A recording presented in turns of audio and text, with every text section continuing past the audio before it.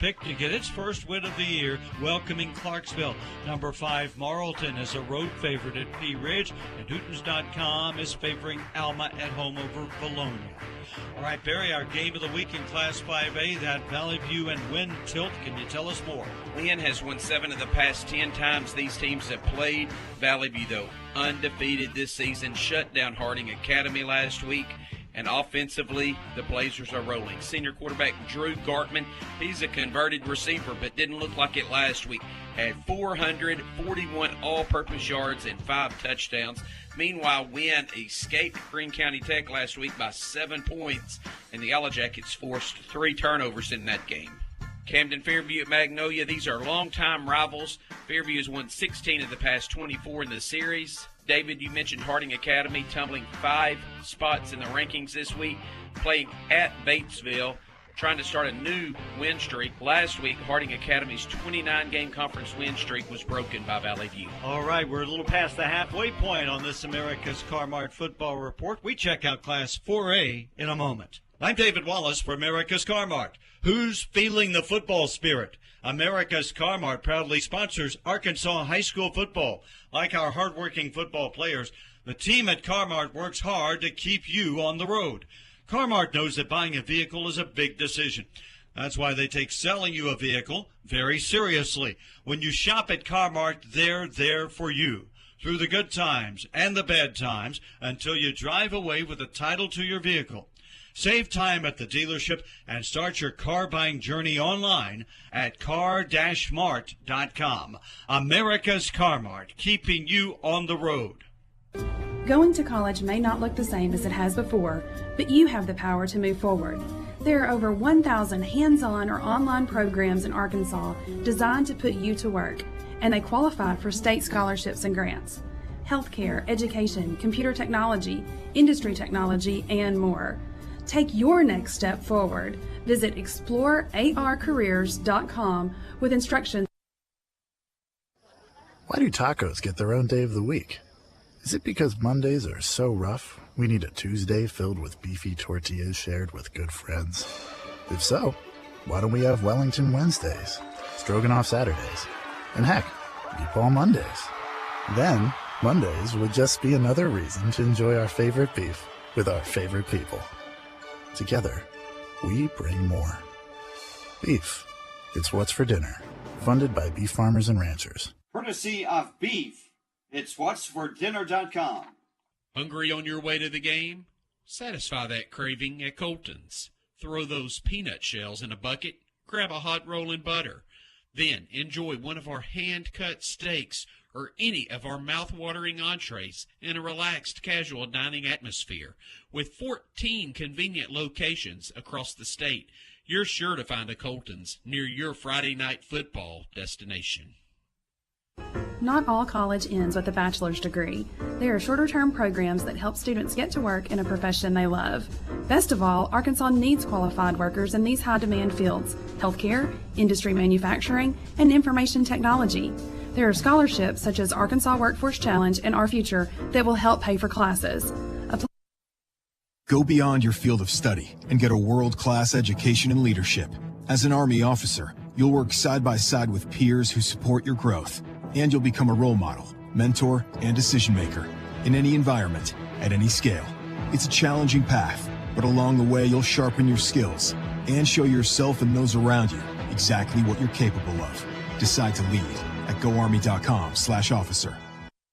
Hey, Alexia, what are you doing? I'm just getting all my school supplies together since they wouldn't let me graduate last year. Now that you mentioned it, I need to get the Jammin' Jeep some new tires before taking it on the road to Panther football games. Well, Billy, I'm glad you mentioned that because my papa and daddy can fix that right away at Bartlett Tire Center. You know, Alexia, I'm headed that way right now. Just make sure you call 362-8215 for your appointment today. Bartlett Tire Center, the official tire center for Billy Morgan.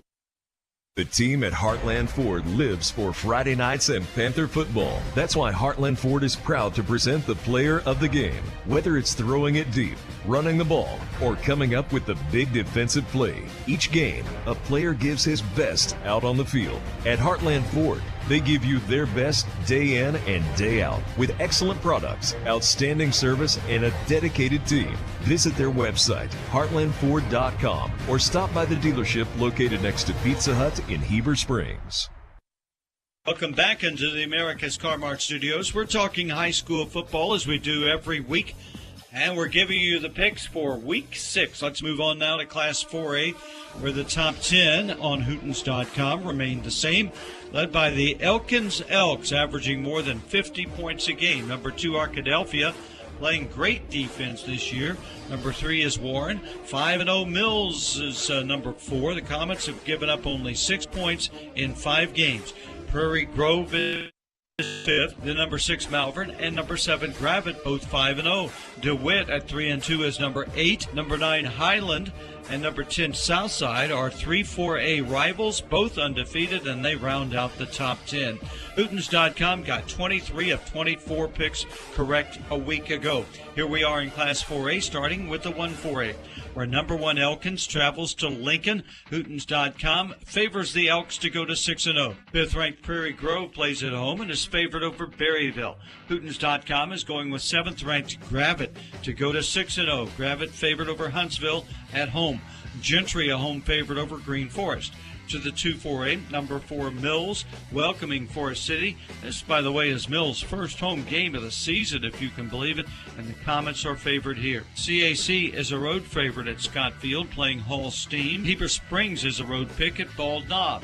Lone Oak gets the nod at Riverview. In the 3-4A, number 9 Highland is a home favorite over Blytheville. Highland, another unbeaten team, should go to 5-0. Another of those unbeatens is 10th-ranked Southside, favored on the road at Jonesboro Westside.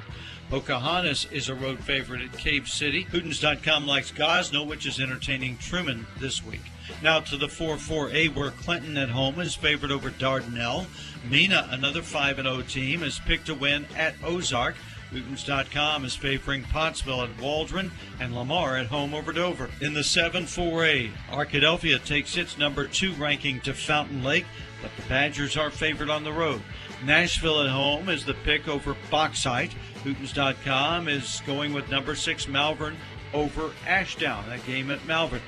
Harmony Grove Haskell is a home favorite over Genoa Central. In the 8-4A now, 3rd-ranked Warren at home, favorite to beat Hamburg.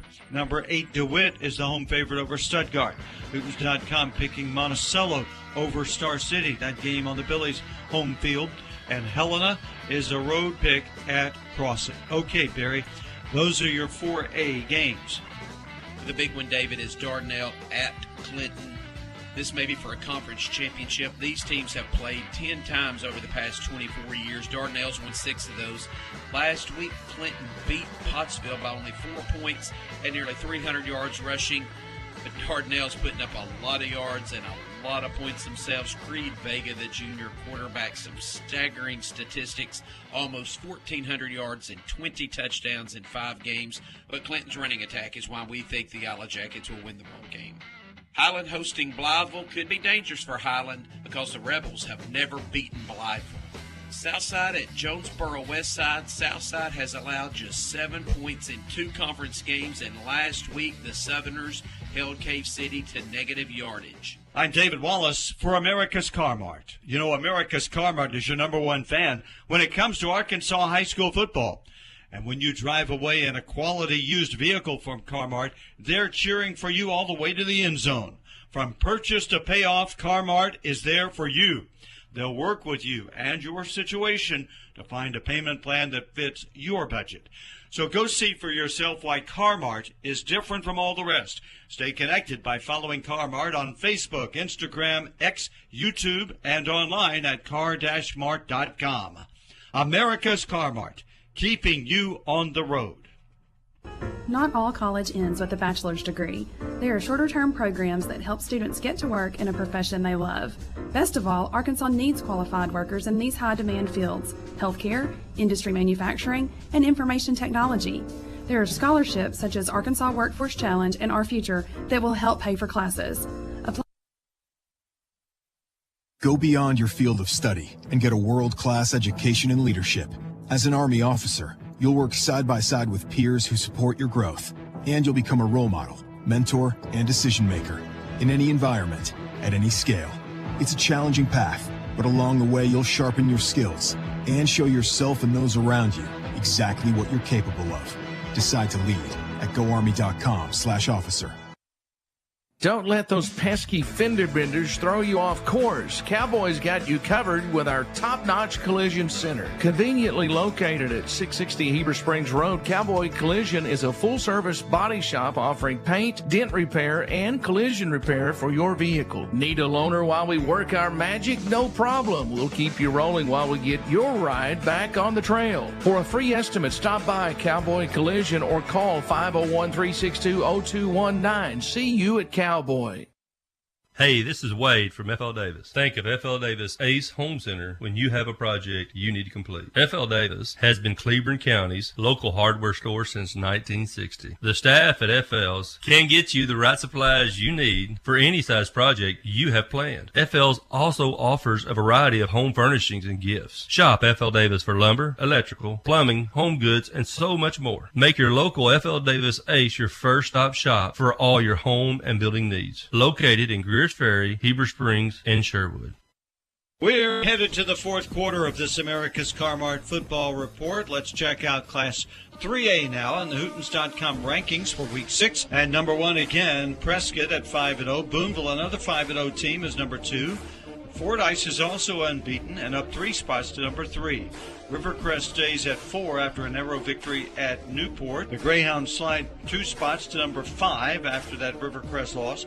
Bismarck notches up 1 to number 6 after beating Smackover. At 7, you have Salem beating Episcopal a week ago and moving up 1 position.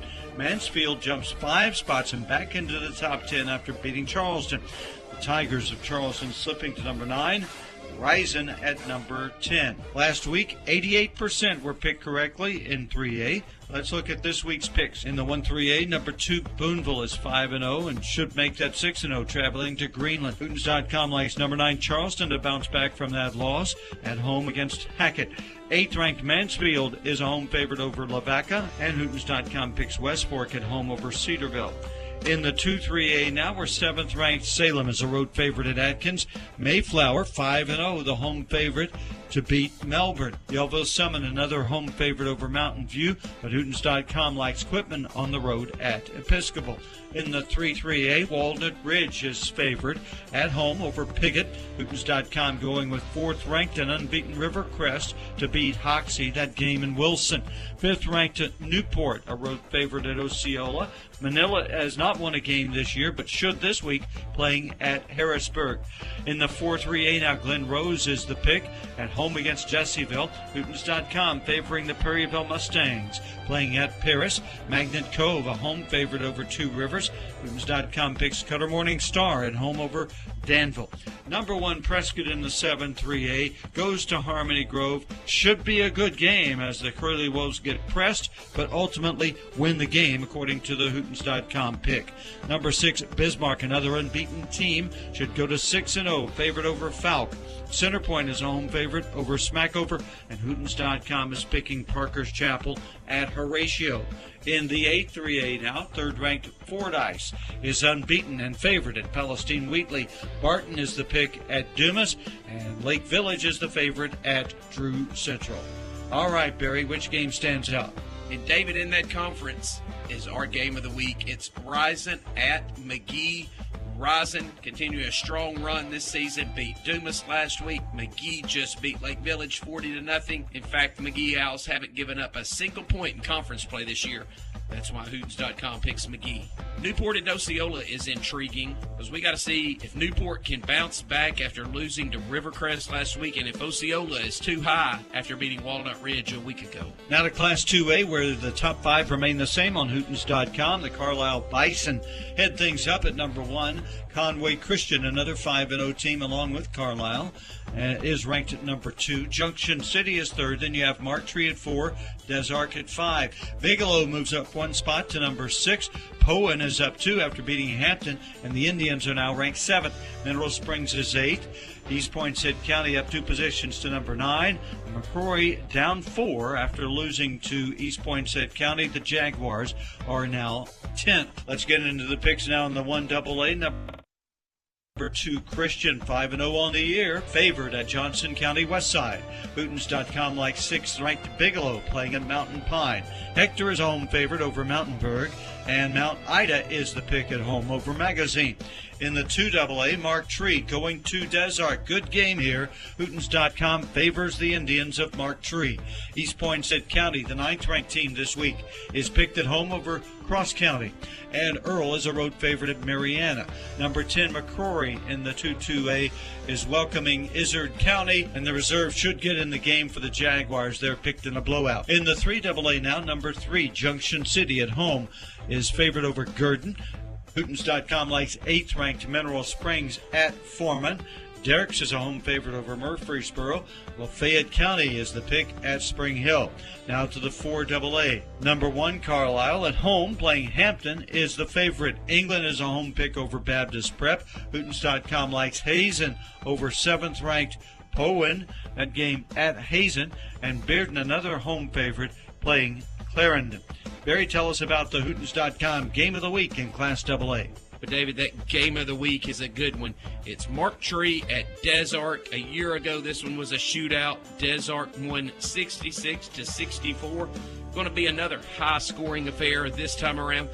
Both teams averaging over 30 points a game this season. All right, let's quickly run down the 8-man rankings. The sanctioned division top 5 stay the same.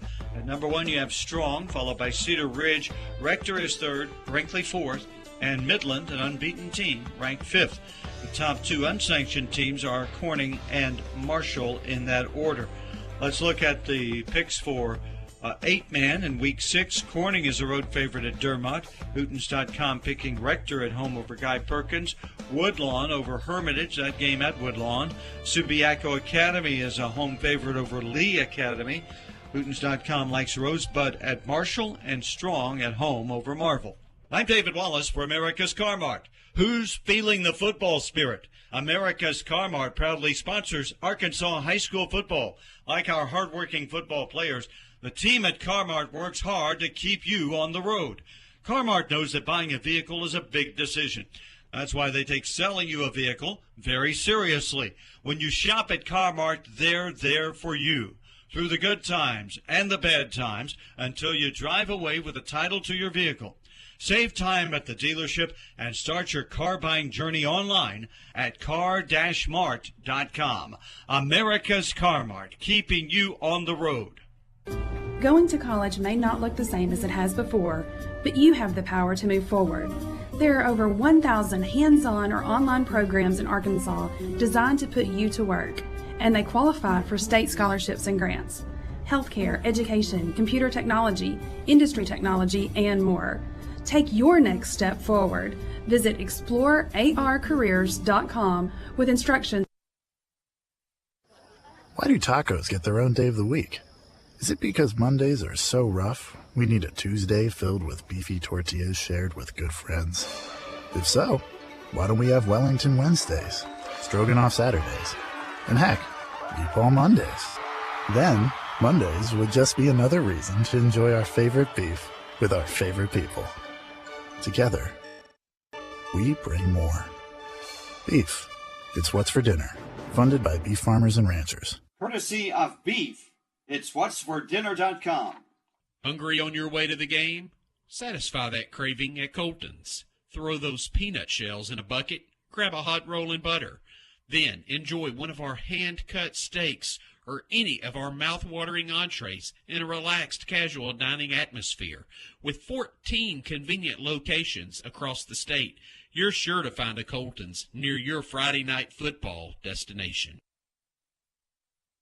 First Arkansas Bank and Trust invites you to experience Cube Banking. With Cube, account holders can cash a check down to the penny, make a deposit, pay a loan, and interact with a live local FAB&T account representative during extended banking hours. Think of Cube as half ATM, half teller.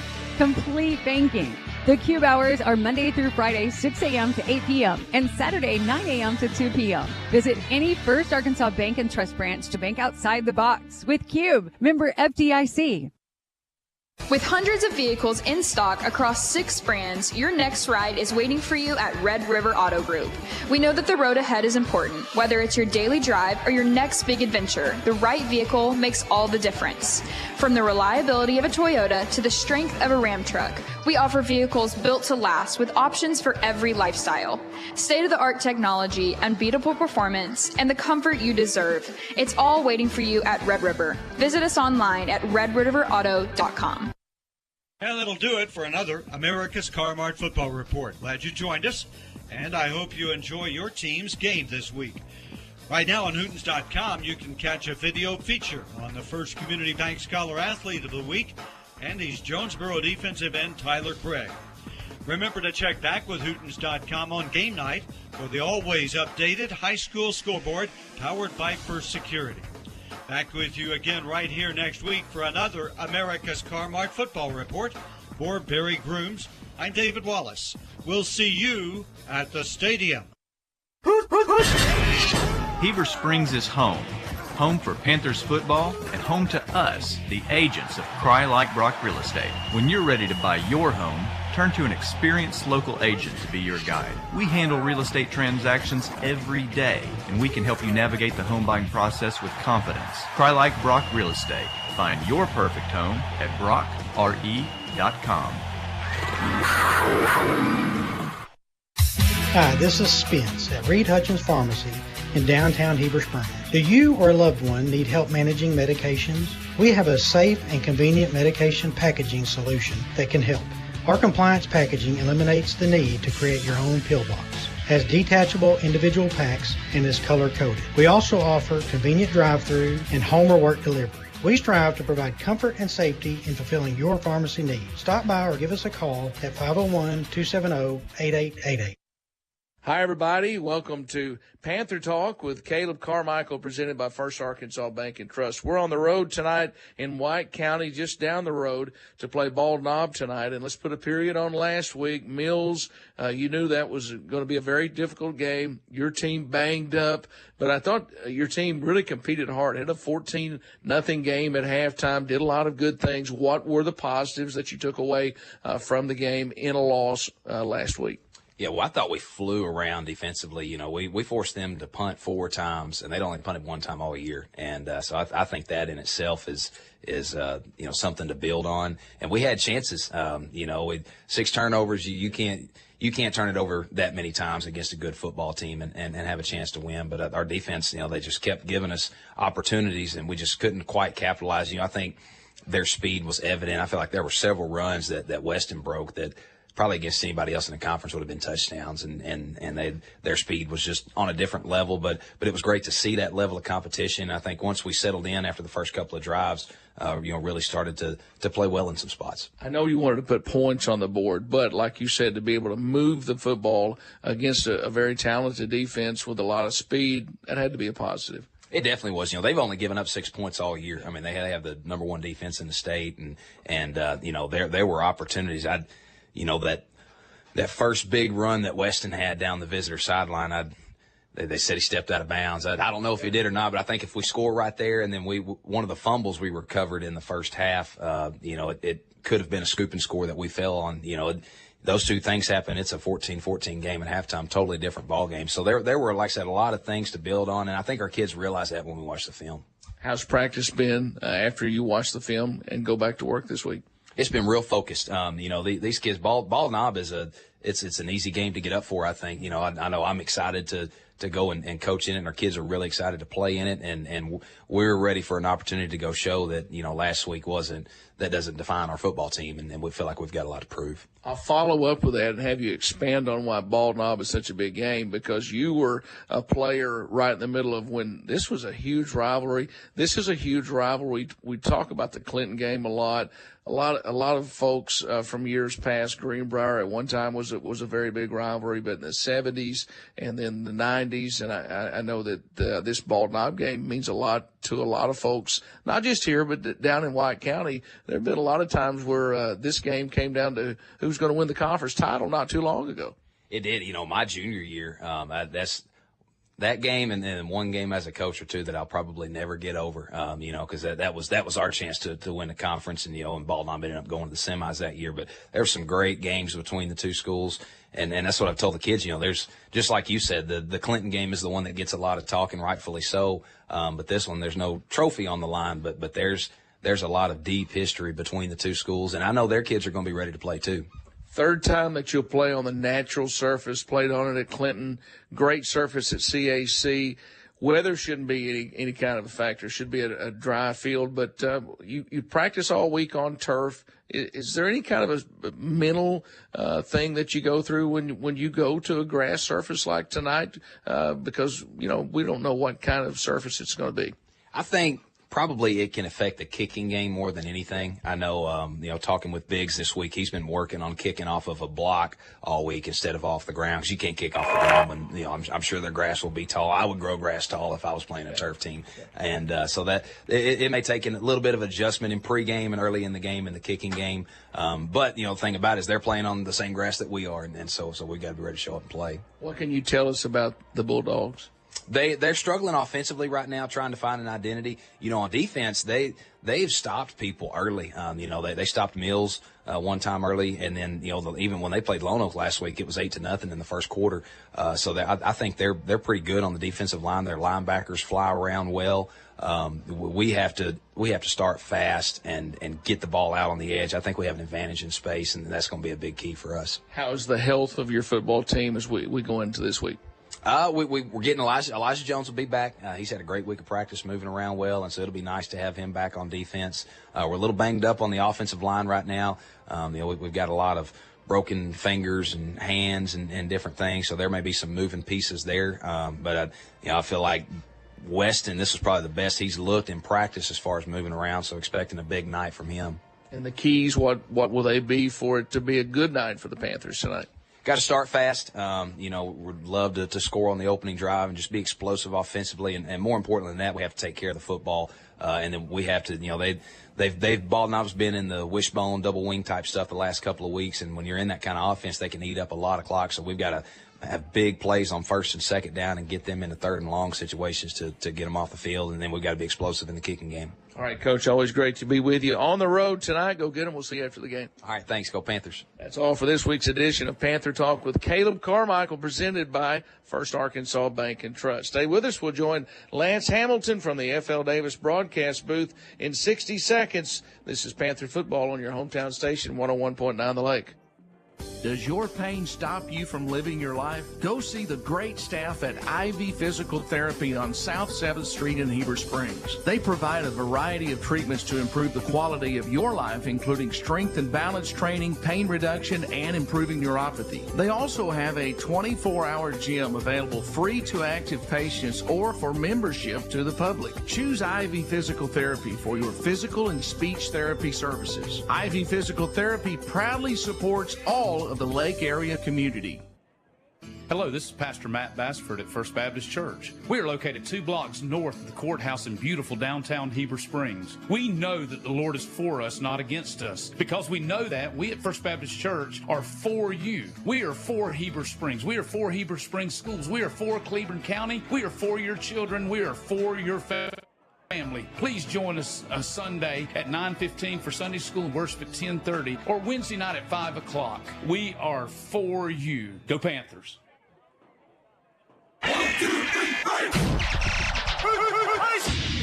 It's game time on 101.9 The Lake. Panther football is on the radio right now and all season long, exclusively here on Heber Springs' hometown station, 101.9 The Lake. Tonight's game is presented to you by Cowboy Chevrolet GMC, First Arkansas Bank and Trust, F.L. Davis Ace Home Center, IV Physical Therapy, Heartland Ford, Reed Hutchins Pharmacy, Cry Like Real Estate, Cowboy Collision, Bartlett Tire Center, Red River Dodge, First Baptist Church Heber Springs, Baptist Health, and by the many Panther football boosters. Player of the Game is brought to you by Heartland Ford. And Panther Talk with head coach Caleb Carmichael is brought to you by First Arkansas Bank and Trust of Heber Springs. Now, let's join the voice of the Panthers, Billy Morgan and Lance Hamilton. Get ready for tonight's Panther football game on 101.9 The Lake. Football greetings, and we welcome you to Ball Knob and an early start. We never complain about early start times, and we're going to start before 7 o'clock tonight. The Hopper Termite Pest Management coin toss was won by Ball Knob, and always brought to you by Hopper Termite and Pest Management in Heber Springs. With over 50 years experience, Hopper Termite and Pest Management, proud to be the company that you can rely on for all your pest control needs. To schedule your appointment, call 501-362-8251. Go Panthers from Hopper Termite and Pest Management. And the Heartland Ford kickoff is taken by the Panthers. I said that Ball Knob won the Hopper Termite Pest Management coin toss, but Lance Hamilton, great to be with you as always. They deferred the option to the second half, so they want to see their defense out there first. Yeah, they want to see what the Panther offense is going to do and see if they can make some adjustments throughout the half. And a look that I can't remember in all the years that we've watched Panther football, the black pants and the white jerseys. It makes perfect sense on a natural surface here in October. The black pants, the white jerseys, the red numbers, and the red helmet with the block HS on each side. And Liam Buffalo rolls right, fires, and it's incomplete just across midfield. The short kickoff, so the Panthers have good field position up near midfield at the 49-yard line. If you're watching on YouTube and Facebook Live, glad to have you with us for the Bartlett Tire Center first quarter. And those of you listening on the radio, the Panthers are moving right to left in front of us here in this first quarter. The football at the 49-yard line. A few more number changes in week 6 for the Panthers. We'll keep up with those as the evening goes along. Carter Julian is the fullback in motion to the right, and now Dwyer is in motion, a receiver from left to right, handed off to Warden, and he's going to carry it across midfield and then get about 3 yards before he is going to be stopped and taken down by Jaden Kuhn, and it'll be third down. It'll be a 4-yard gain, so third down and 6 for the Panthers. They give him the 47, so a good mark, and it feels like high school football on a Friday night when we see the fact that we're playing on a grass surface and it's not bright green, and a little bit of the brown colors on there as we get into October. It looks like natural Friday night lights to me. Third down and 6 now, and Buffalo, good pocket to throw. Now it breaks down. He rolls to the right, and now he's going to run for a first down inside the 40, 35, tiptoeing down the line and tight roping that sideline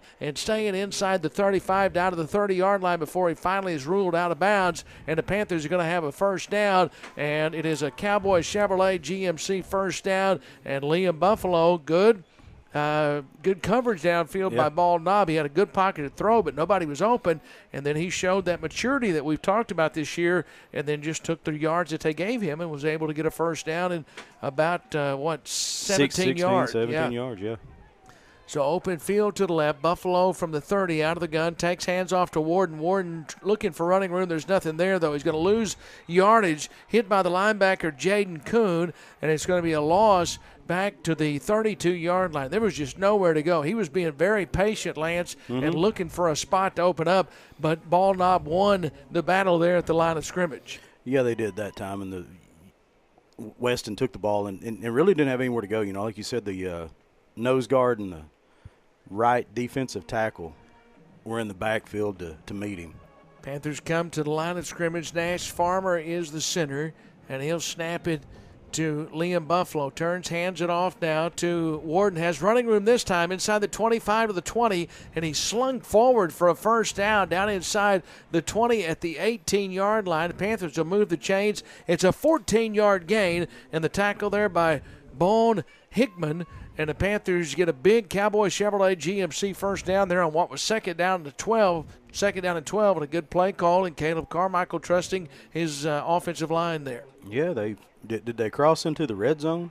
Yeah, they are now at the see where they got it marked. Yeah, they got it marked at the 18-yard line, so inside the Jet Fast Marine Consignment red zone. And this time Buffalo will take it around the left or right side inside the 15. He's to the 10. He's to the 5 into the end zone. Touchdown, Panthers. Liam Buffalo from 18 yards out, and the Panthers run one play inside that Jet Fast Marine Consignment red zone and get an 18-yard touchdown run from Liam Buffalo. The Panthers strike first and lead it 6-0. That was a great quarterback keeper. Yeah, all on the ground on that drive. Off the right-hand side there. We look on from the FL Davis broadcast booth, and the extra point is up, and it is good from Braden Biggs. So we take the timeout from the FL Davis broadcast booth. 7-0. Heartland Ford timeout on the field. Panthers lead. 9:50 left here in the Bartlett Tire Center first quarter as we take a 60-second break on your hometown station, 101.9 The Lake. Cowboys Chevrolet GMC is Panther Nation's hometown dealer. Cowboys Chevrolet GMC offers hassle-free services. They offer more than just sales. Their dealership is equipped to provide their customers top-notch service, repairs, financing options, and get the most for your trade. The sales team at Cowboys Chevrolet GMC is ready to show you some cowboy courtesy and help you cheer on the Panthers in a new car, truck, or SUV. Stop by the dealership or visit their website, cowboyschevroletgmc.com. Tonight's game is brought to you by these Panther boosters. So back here at Ball Knob, the Heartland Ford kickoff, and it is going to be taken at the 6-yard line, returned up over the 20-yard line. The Panthers, good coverage downfield. Emma Dwyer was downfield, and also downfield for the Panthers, Dice Young, and it'll be at the 22-yard lines where Ball Knob will take over. Rick Hobgood, our studio engineer, as always. Riley Mays is with us. Billy Smallwood is our director on TV, and Lance Hamilton with me, ready for Panther football. Football at the 22-yard line as we look on from the FL Davis broadcast booth, and first down for Ball Knob. So we see the Bulldogs offense for the first time. Open field is to the left and out of the gun. They look to throw it here on first down, and now rolling to the right, still looking, and now finally going to carry it forward for positive yards, but good pursuit there, and Dice Young up to force it out of bounds. They're going to get maybe back to the line of scrimmage. They're going to say he stepped out of bounds and didn't get to the line of scrimmage. He carried it up to the 25. They're going to mark it at the 21-yard line, so he goes out of bounds, and it'll be Bone Hickman who is starting at quarterback at second down and 11. Yeah, Luke Elliott done a good job off his left defensive end position right there. He slid off his guy and was able to force quarterback out of bounds.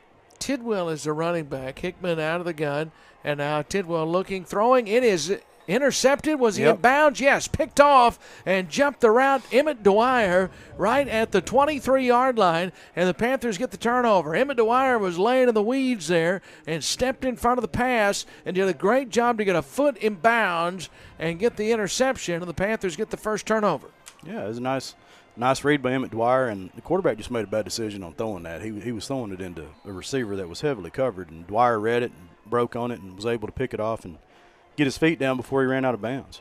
So it is first down for the Panthers at the 24-yard line as they begin this series.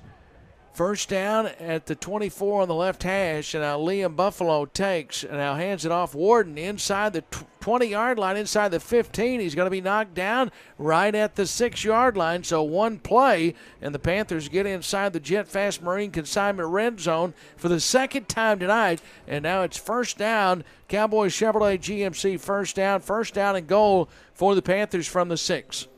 Yeah, good run by Weston right there. He had a big hole up the middle and was able to evade a couple of guys and had his legs taken out of him at the 6. Buffalo takes, hands it off down to Warden, who's hit at the line of scrimmage, and then he's going to be forced backwards. So he was hit, stacked up, pushed backwards. Kuhn there to get him.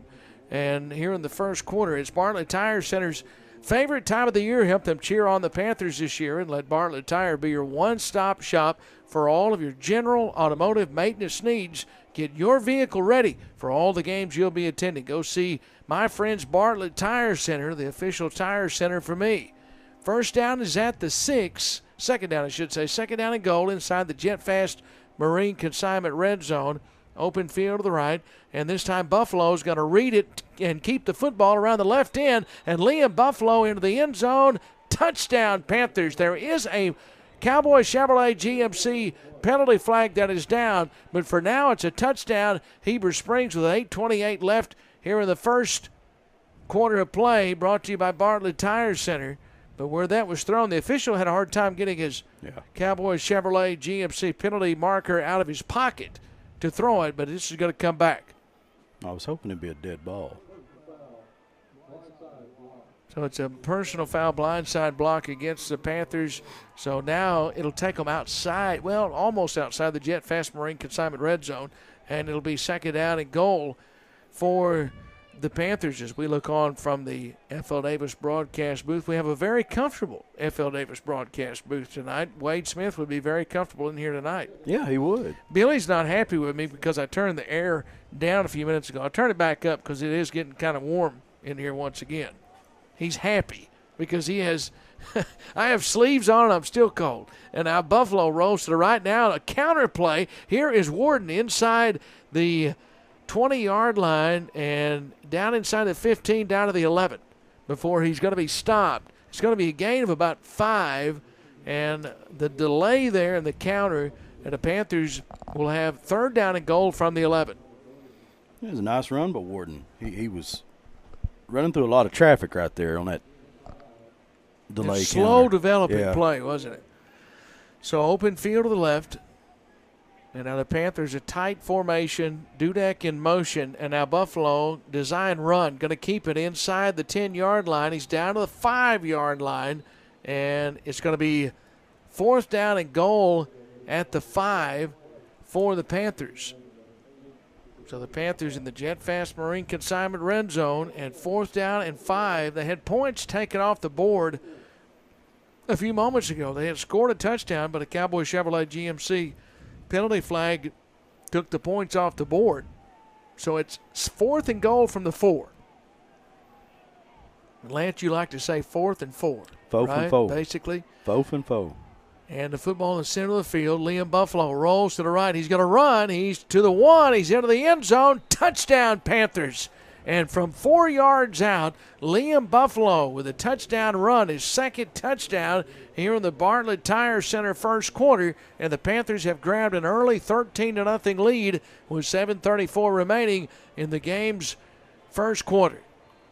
And that's what we like to see right there, Bill. Yeah, they convert, and even after the penalty, able to get it in. Nash Farmer with the snap and the hold there by Tubbs, and the extra point is booted through by Braden Biggs. So 14-0 Panthers lead. 7:34 left here in the Bartlett Tire Center first quarter. As we look on from the F.L. Davis broadcast booth, we'll step away for 30 seconds. There's a Heartland Ford timeout on the field. This is Panther football on your hometown station, 101.9 The Lake. We only get one life, and at Baptist Health, we want yours to be the best. Because life isn't just about living, but living well. And we'll be here with all our best for every step of your journey.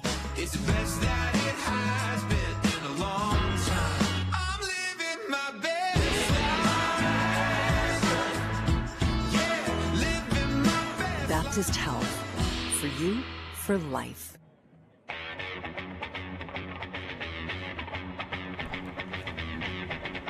Back in Ball Knob, Billy Morgan along with Lance Hamilton, Billy Smallwood, Rick Hobgood, Riley Mays. Panthers have a 14-0 lead. Heartland Ford kickoff taken at the 15-yard line. Return up over the 35, 40, up almost to midfield to the 48-yard line. And Seth Dudek with a good tackle there at the 48. And the Bulldogs are going to have good field position and still running down the sideline. They may have to slow him down as Keegan Smith, who returned that for the Bulldogs. And it'll be Ball Knob with the football, by far their best starting field position on their second drive here in the Barlow Tire Center first quarter of play. Panthers have done exactly what they wanted to start the game. 7:26 left in the Barlow Tire Center first quarter, and you get a touchdown, and you get a turnover, and you get another touchdown. So 14-0 Panthers. So out of the gun, here is Hickman. And now Hickman Tank's going to run it up the middle, and the tackle across midfield by Carter Julian to the 46-yard line of Heber Springs. Jerry Tidwell on the carry. So it's second down and 7 for Ball Knob with open field to the right. Yeah, good job by Carter Julian. He had come up on the outside and was going to apply a little pressure and saw the back come through a hole, and he changed directions and come lateral and was able to get a hold of his legs. First time Ball Knob's been into Heber Springs territory, and now this time they turn, hand it off, broken tackle to the 45, down to about the 40-yard line, maybe the 39-yard line, and it'll be Ball Knob's first down. Rutledge made the tackle. That's the first time that we've seen Jaden Kuhn carry the football. They had two big backs in the backfield there, and it's a first down to the 39 of Heber Springs. Yeah, somebody slipped off of him in the backfield, or they had him dead to right there, and he was able to, like I said, slip free and pick up the yards he needed. First down at the 39 of Heber Springs, man in motion right to left, and now this time the quarterback's going to keep and run it up the middle, take it down inside the line of scrimmage, maybe a plus yard on the play. It's great to see Elijah Jones back in there. He made the tackle there, and they're going to mark it right at the line of scrimmage, so no gain. Second down and 10, and that's Dakota Shoebottom, who's now running the show at quarterback, and he carried it there, and it's second down and 10 at the 39-yard line.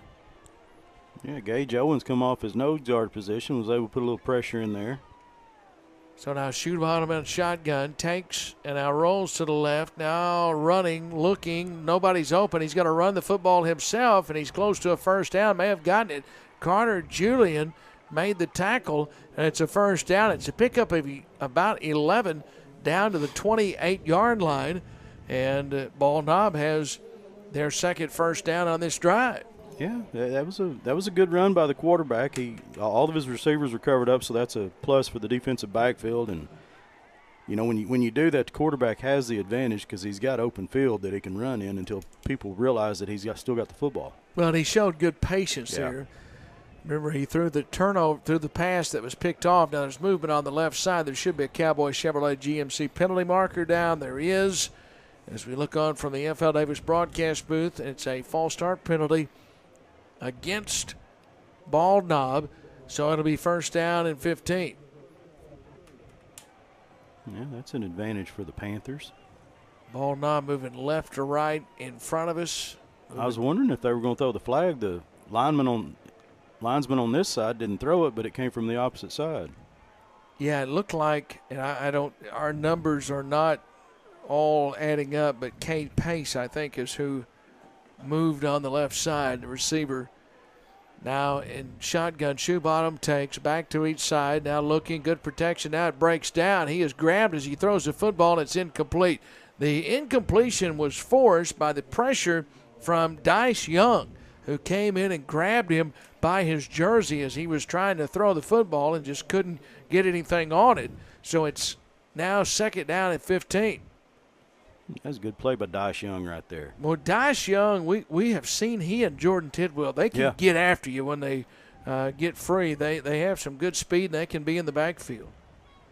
So second down and 15 from the 34-yard line. Ball now moving left to right in front of it. Shoebottom takes out of the gun, steps up in the pocket. Shoebottom hit, drop, sack. So the sack for the Panthers, and their first sack on the evening. And for the Panthers, that is Chuck Vincent, the junior, who made the tackle and the sack back at the 39-yard line. And now it's third down and long. Yeah, I was wondering if that was Vincent that got in there. There was a couple of white shirts that got good movement in the backfield.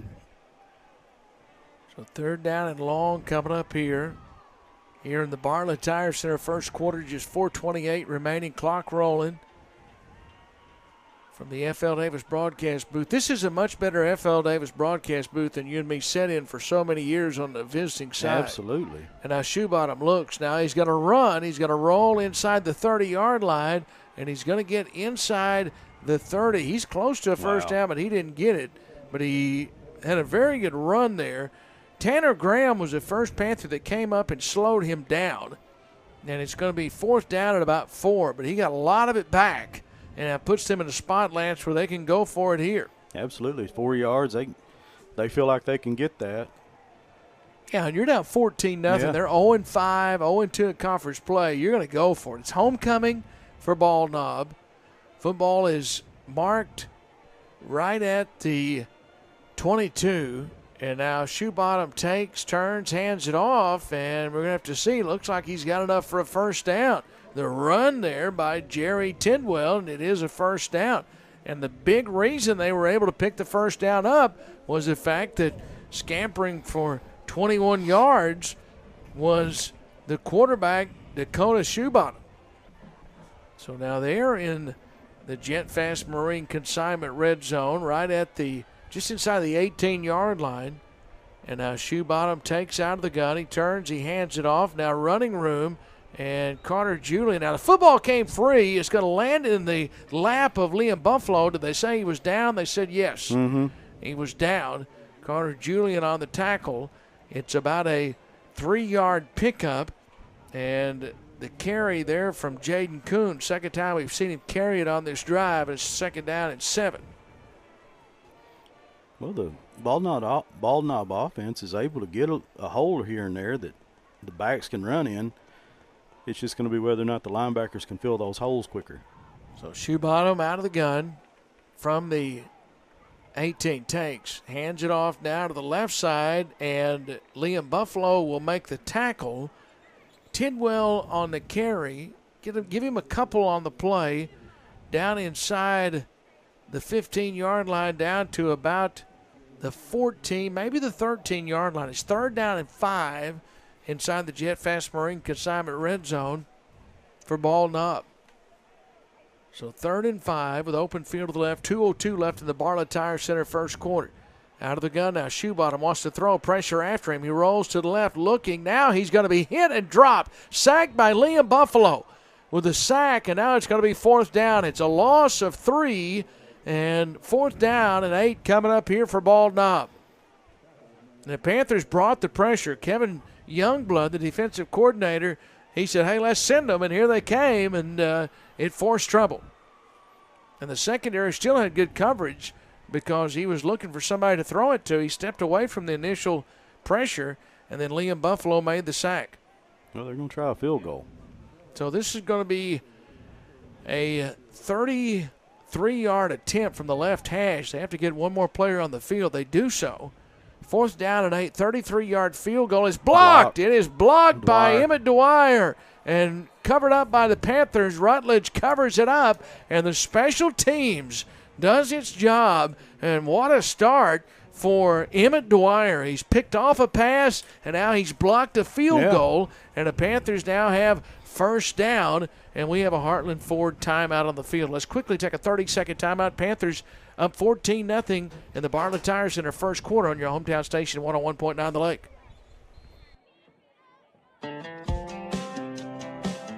Tonight's game is brought to you by these Panther boosters: Mobile RV Repair, A1 Heating and Air Company, LT Davis Flooring Company, First Security Bank, Tim Brewer Shelter Insurance, Oxygenate America.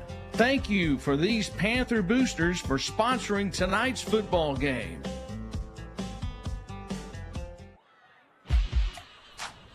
So back to action real quick. 2nd down and 4 coming up. Panthers with a quick run there to Weston Warden. Panthers up 14-0 here in the Bartlett Tire Center first quarter. And they forced one turnover and blocked a field goal here early on. Quick slant, and that's incomplete. Intended for Ty West at the 40-yard line. That would have been enough for a first down, but that's 3rd down and 3. Yeah, it was a nice pass. Panthers have done everything right so far. Interception, 2 touchdowns, blocked field goal, and now 3rd down 3. Clock stopped with 36 seconds left in the Bartlett Tire Center first quarter. As we look on from the FL Davis broadcast booth tonight on what's just a perfect October evening. And now here is Buffalo. Keeps around the right end. Buffalo's going to run for a first down. 45 across midfield to the 48 of Bald Knob. And the tackle there by Jaden Kuhn. And the Panthers get a Cowboys Chevrolet GMC first down. And a nice pickup by Buffalo again. Well, Buffalo, that RPO, he has really, really done a great job with that. He has. He settled in. Actually, Davis on that right side for the Panthers. K. James on the left side. There are the two tackles. And now Eaton in motion. He's the fullback. Turn handed off to Warden, trying to run to the near side, looking for somewhere to go. There's just nowhere. He's going to lose about a yard on the play, maybe 2, as coming up to make the tackle there is 51 on Ball Knob's team that we don't have. But he made the tackle at the 49-yard line, so it's going to be 2nd down and 10. That's the final play of the Bartlett Tire Center first quarter. So there's a Heartland Ford timeout. We'll step away from the FL Davis broadcast booth. 14-0 Panthers after 1 on your hometown station. 60-second break, 101.9 The Lake. Hey, Alexia, what are you doing? I'm just getting all my school supplies together since they wouldn't let me graduate last year. Now that you mention it, I need to get the Jammin' Jeep some new tires before taking it on the road to Panther football games. Well, Billy, I'm glad you mentioned that because my papa and daddy can fix that right away at Bartlett Tire Center. You know, Alexia, I'm headed that way right now. Just make sure you call 362-8215 for your appointment today. Bartlett Tire Center, the official tire center for Billy Morgan. Thank you to these Panther boosters for sponsoring tonight's football game. Zeke and Lizzie's Seafood and Steakhouse. Brent Brainerd State Farm Insurance. Arkansas Bouncy Bros. Cash Saver of Heber Springs. Verona's Italian Restaurant. White River Health. Tina Moore Agency Allstate. Angie's Hideaway. Eagle Pest Management. Foggy Hollow Gift Co. Tonight's football game is brought to you by these Panther boosters. 2nd down and 11. Panthers from midfield, and they're going to run it this time to the near side, 45, down to the 41-yard line, and then Ball Knob will converge. That's Dice Young running the football there, and the tackle made by Garrett Swindell, and it's 3rd down. So 3rd down as we look on from the FL Davis broadcast booth as we start the Cry-Like second quarter, and the Panthers trying to get another Cowboy Chevrolet GMC first down right here. From the 41, Dice Young with a good run there. Yeah, it was. It was a nice 8-yard run by Dice Young. Of course, Warden's on the sidelines after getting his helmet torn off the previous play. Young is still in the game, and now it's 3rd down and 2, and now the Panthers have a timeout. So we have a Heartland Ford timeout on the field. Let's step away in the Cry-Like second quarter and take a 30-second break. 14-0 Panthers lead, 11:19 left in the Cry-Like second quarter as we take a 30-second timeout on your hometown station, 101.9 The Lake. The team at Heartland Ford lives for Friday nights and Panther football. That's why Heartland Ford is proud to present the player of the game. Whether it's throwing it deep, running the ball, or coming up with a big defensive play, each game, a player gives his best out on the field. At Heartland Ford, they give you their best day in and day out with excellent products, outstanding service, and a dedicated team. Visit their website, heartlandford.com, or stop by the dealership located next to Pizza Hut in Heber Springs. 3rd down, 2, and now here's the give to Young around the left end. Young's going to have the first down to the 40-yard line of the 38, then shoved backwards. There's a Cowboy Chevrolet penalty flag, though, that is down at the 45-yard line. That's probably going to bring this back and negate a Cowboy Chevrolet GMC first down. Yeah, there's 2 flags, and I'm wondering if they're the same one, but one came from the white hat and the other one came from the umpire. It's a holding penalty against the Panthers. Cowboy Chevrolet GMC penalty flag down. Hey, Panther fans, when you're ready to buy or sell a home, choose an experienced local realtor to navigate the process. Let the agents at Cry-Like help anytime you have questions about real estate. Cry-Like knows the way. Let them get you home. Go Panthers from everyone at Cry-Like. So it's 3rd down now after the penalty instead of what would have been a first down. Cowboy Chevrolet GMC first down at the 49-yard line. I'm going to be the thermostat police here in the FL Davis broadcast booth tonight. I'll have to turn it up and down. Well, it's you getting handle cooler it, here Bill. now. You You handle guys it, like Bill. it now. 3rd down and 12, open field to the left, and now here is Buffalo taking out of the gun, fires left side, and this is incomplete. Incomplete at the 43-yard line, intended for Dudek, and now it's 4th down, and the Panthers are going to send the punting unit on the field, 4th down and 12, and they'll have to punt it with 10:48 left here in the Cry-Like second quarter. It'll be the first punt of the evening, and Dudek, standing at his own 36 line of scrimmage, is the 49 of Heber Springs. He's been very good this year. And waiting the snap here from Farmer. Well, I beg your pardon. Let's see. It's Tubbs. Yeah, Tubbs in there to snap it. And so it's a good punt. Fair catch being called for and taken at the 18-yard line. So a good punt. Good punt. It'll be a 39-yard punt with no return, and Ball Knob will start inside their own 15-yard line down at the 13. So they take over. Open field to the right, and the Bulldogs' third chance. Lance, they moved it the last drive. They did. Had a field goal block. Hopefully the defense can get in there and disrupt that backfield a little bit. Ball Knob moving right to left in front of us here in the Cry-Like second quarter. Open field to the right. And now Shoebottom takes. Shoebottom nowhere to go. He had pressure in the backfield, and down he goes. And the Panthers blew that up at the line of scrimmage. There are white jerseys all around it. Chuck Vincent saying the Panthers have it. He's pointing, but Ball Knob's going to keep the possession. Panthers had a pile in there, and who really blew that play up at the line of scrimmage was Gage Owens. The senior was in the backfield first. And it's no gain in 2nd down and 10 here. Yeah, Gage done a good job getting into the backfield there and allowed Eaton and Vincent to catch up with him. Luke Elliott's wearing number 4 tonight instead of his usual 56. And now Shoebottom under pressure. Shoebottom rolling and almost hit from behind, but he gets away, throws it up in the air, and it's picked off by Dwyer. Returns inside the 10, angling left inside the 5, diving. Did he get in? Touchdown, Panthers. Emmett Dwyer with his 2nd interception on the night, and this one goes for 6. And the Panthers now lead it 20-4. 20-0 here in the second quarter with 9:44 remaining, and that was created by the pressure from who I was just talking about, number 4. Luke Elliott came from the backside, and he just kind of slung it up in the air in the center of the field, and Emmett Dwyer stepped right in front of it, and then he could sniff and smell the end zone, and he was able to get to the pylon and score, and the Panthers have a 20-0 lead. The extra point, we're going to have to wait and see because there's a Cowboy Chevrolet GMC penalty flag down.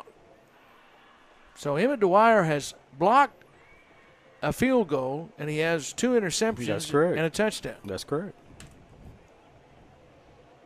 Caleb Carmichael comes out to talk with the referee. And now he turns to the sideline. If this is against Ball Knob, are they going to go for 2 right here? Yeah, it's against Ball Knob. So Cowboy Chevrolet GMC penalty flag. They had too many on the field. Ball Knob did, so it looks like Panthers are going to go for 2. 9:44 left.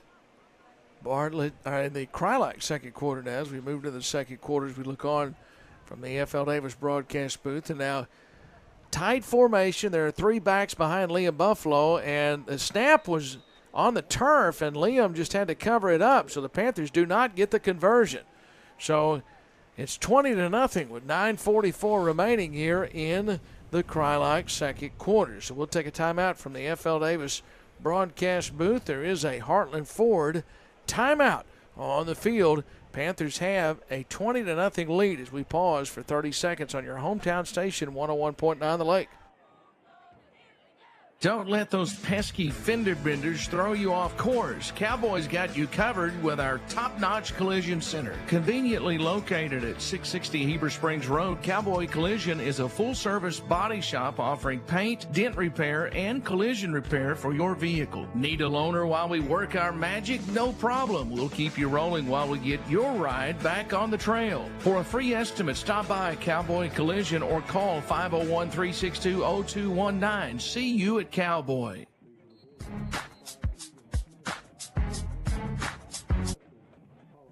.944 left here in the Crylac second quarter as we look on. Billy Morgan along with Lance Hamilton, Billy Smallwood, Riley Mays, and Rick Hobgood from the FL Davis broadcast booth in Bald Knob. Onside is covered up by Bald Knob at the 44-yard line, and that is Micah Comer, who covers it up for the Bulldogs at the 44. So the Panthers will have it. I beg your pardon, Bulldogs will have it. And their fourth possession. So 2 interceptions thrown by Shoebottom. And the Panthers have also blocked a field goal. They have 20 points on the board. 9:44 left here in the second quarter. Play on this natural surface tonight. Panthers wearing their black pants, white jerseys. And now Bald Knob keeps it on the ground here, running up the middle, and there's Elijah Jones who makes the tackle. There's a Cowboys Chevrolet penalty flag that comes in late. It's a yard gain on the play, and the carry there by Jerry Tidwell, but we'll have to check the Cowboys Chevrolet GMC marker, and the Panthers are already moving backwards. Yeah, it's against the Panthers. Well, we missed Elijah Jones the last week. Didn't see him. He was injured. But good to see him back in there. Now, this is a 15-yard penalty. Personal foul after the play was over. Unsportsmanlike against the Panthers takes it down to the 41-yard line. Just inside the 42, so it's a first down for the Bulldogs. Open field to the right, 9:30 left here in the Crylight second quarter. Out of the gun, Shoebottom has a back to each side. Shoebottom takes, now turns, hands it off, and down, and a loss on the play. Panthers were in the backfield, and there is Nate Eaton, who made the tackle. It's a loss of about a yard on the play, and it'll be second down and 11. They're getting after each other down in the field right now. They are. Well, there's a lot of, this used to be a big rivalry. Yeah, I don't know that it is as much now. I talked with Coach Carmichael this week, and I said, do the players realize what this rivalry really was like in the 70s, the 80s, even the 90s, and early 2000s? And he said that he sure remembered it. Second down and 11, and now Shoebottom pressure after him. He gets away at the 40, 35-30, left sideline, inside the 25. It's a great tackle that saved a touchdown, probably there by Caleb Carr, who made the tackle at the 17-yard line. They almost had Shoebottom for a sack, but then he was able to get free and ran down the sideline, and he is at the 17-yard line, and he makes his way into the Jet Fast Marine consignment red zone. Yeah, Big Chuck Vinson was in the backfield, and that's what flushed him out of the pocket, and he was able to evade 2 linebackers crashing down on him, hit the outside, like you said, and he got down there inside the 20. So 8:17 left in the Crylac second quarter. Now Shoebottom in shotgun. Shoebottom takes, now turns, hands it off. This is Coons who'll carry it up the middle. And he's going to get 1, maybe 2, Eaton on the tackle, down to the 15-yard line. It'll be second down and 8 coming up. Well, that was a good go by the defense right there. Defensive line, the ball carrier didn't get any further than those guys. Well, the Panthers were able to turn them away last time in the last drive when they were inside the Jet Fast Marine consignment red zone. Now Shoebottom takes, pressure after him. Carr almost got him. Now Shoebottom rolls to the right, throws. This is complete, and in the end zone, touchdown for Bald Knob. Touchdown and complete there in the end zone to number 12. We don't have it. Who made the reception in the end zone, and now Bald Knob has grabbed points for the first time tonight. So it's 20-6. Panthers lead with 7:32 left here in the Cry-like second quarter. So now the extra point try blocked. And guess who? Dwyer again. Dwyer has blocked a field goal, an extra point, has 2 interceptions, and 1 for a touchdown. So he's done it all tonight on special teams and defense, and the extra point no good. So 20-6, Panthers lead, 7:32 left here in the Cry-like second quarter. We have a Heartland Ford timeout. We'll step away from the FL Davis broadcast booth for a 30-second break. Panthers lead 20-6 on your hometown station, 101.9 The Lake. Hey, this is Wade from FL Davis. Think of FL Davis Ace Home Center when you have a project you need to complete. FL Davis has been Cleveland County's local hardware store since 1960. The staff at FL's can get you the right supplies you need for any size project you have planned. FL's also offers a variety of home furnishings and gifts. Shop FL Davis for lumber, electrical, plumbing, home goods, and so much more. Make your local FL Davis Ace your first stop shop for all your home and building needs. Located in Greer Ferry, Heber Springs, and Sherwood.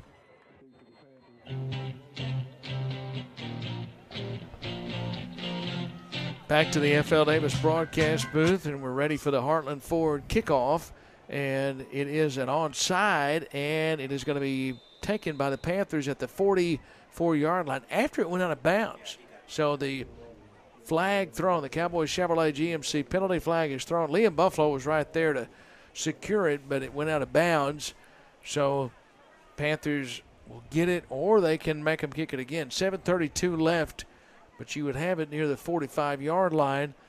20-6. I say you take it. Kenny Sanders, by the way, is normally watching our broadcast. I told Kenny that, you have all this technology now. We could zoom him in. Yeah. And he could be our official that could give us the explanations that we all need. He's always at the home games. I bet Kenny's watching tonight. You think he's here? Billy Smallwood says he's here tonight, so he's in Bald Knob. He came down and went to the Bulldog. He probably did. To eat supper before the game. So football is at the 49. The Panthers take the 5-yard penalty and move it up to the 49-yard line on their own end of the field. Now hand it off to Warden. Warden, 45-40, right sideline, spun around. Penalty flag comes in and grabbed his face mask, and he's going to take it down to the 34. It'll be a Cowboy Chevrolet GMC first down, and there's also a Cowboy Chevrolet GMC penalty flag that is on the field, and that'll be added yards to the end of that run. It should be at least 15.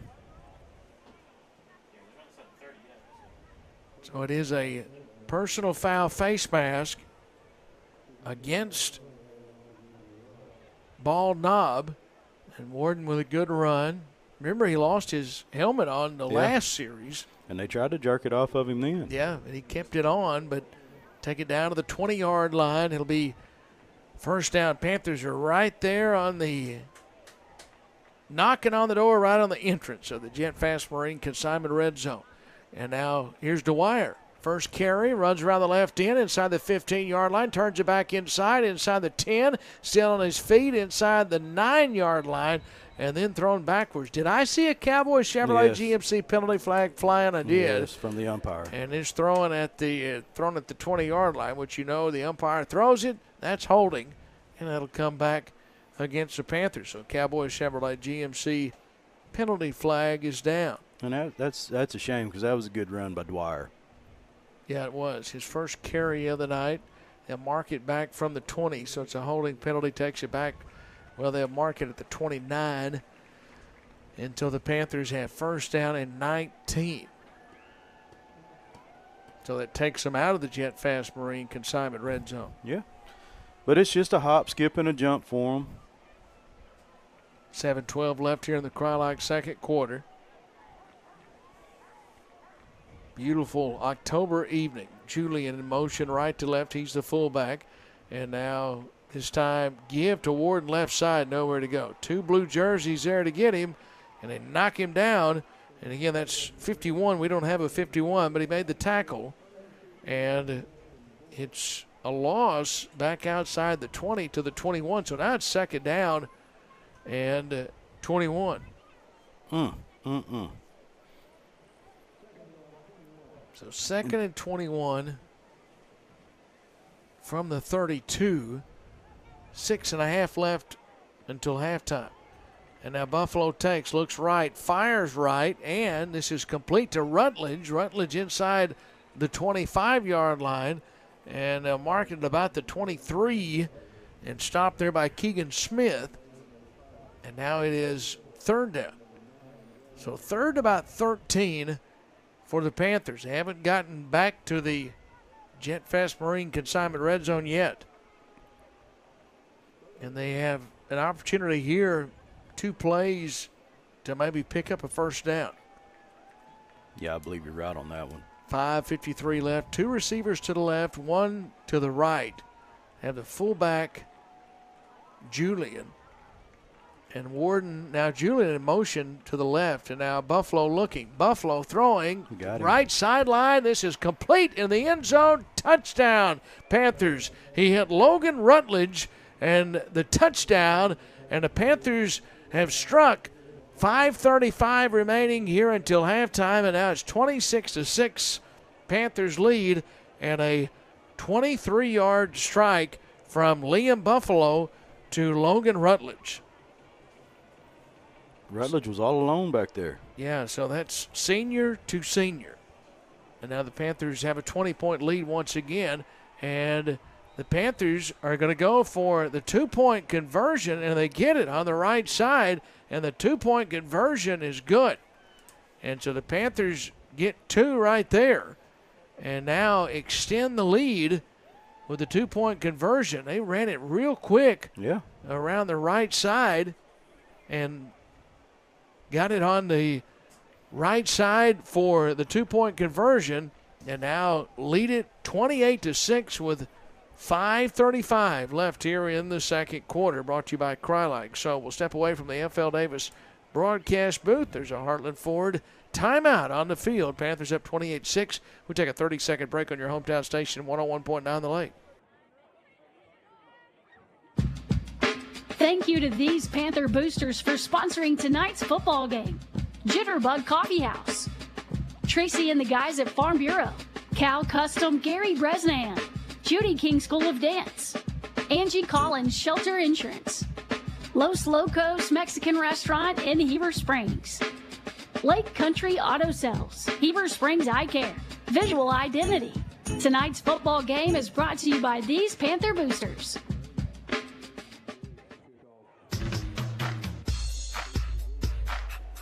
Back inside the FL Davis broadcast booth, ready for the Heartland Ford kickoff. Panthers get the 2-point conversion after the Panthers scored just a few minutes ago, and then get the 2-point conversion, and that was Biggs who was able to run it in for the 2, and the Panthers, after it was snapped there to Tubbs, and then he just flipped it off to Biggs, and then Biggs able to run it in for 2. So the Panthers, after the Heartland Ford kickoff, now it's first down for Ball Knob at the 33-yard line. They take over.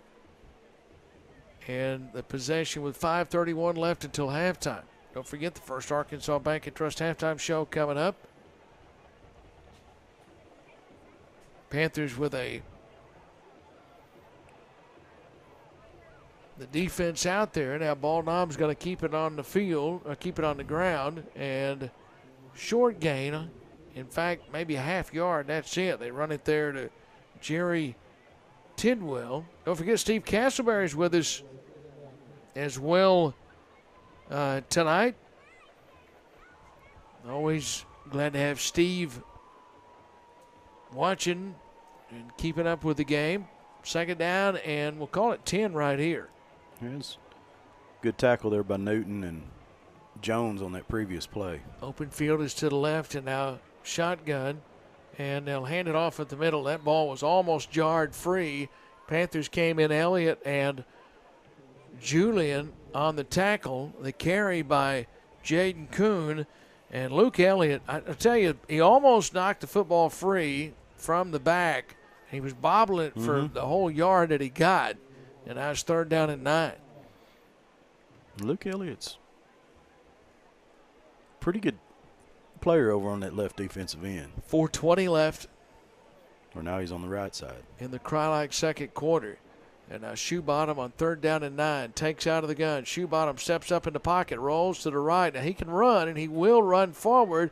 And he dives trying to get the first down. It'll depend on where they mark it. Tanner Graham with the tackle. Did he get the first down? It looks like he's short. Looks like it's a yard short. So 4th down here for Ball Knob, and down 28-6 on homecoming. You know, they're going to, I would expect they're going to go for it here. 3:48 left in the Crylike second, and it sure looks like they are. So now shotgun, Shoebottom trying to get the Panthers to jump offside, and they may have. So there's a Cowboy Chevrolet GMC penalty marker. That is down. It is offsides against the Panthers. So that'll cost them 5 yards and a first down.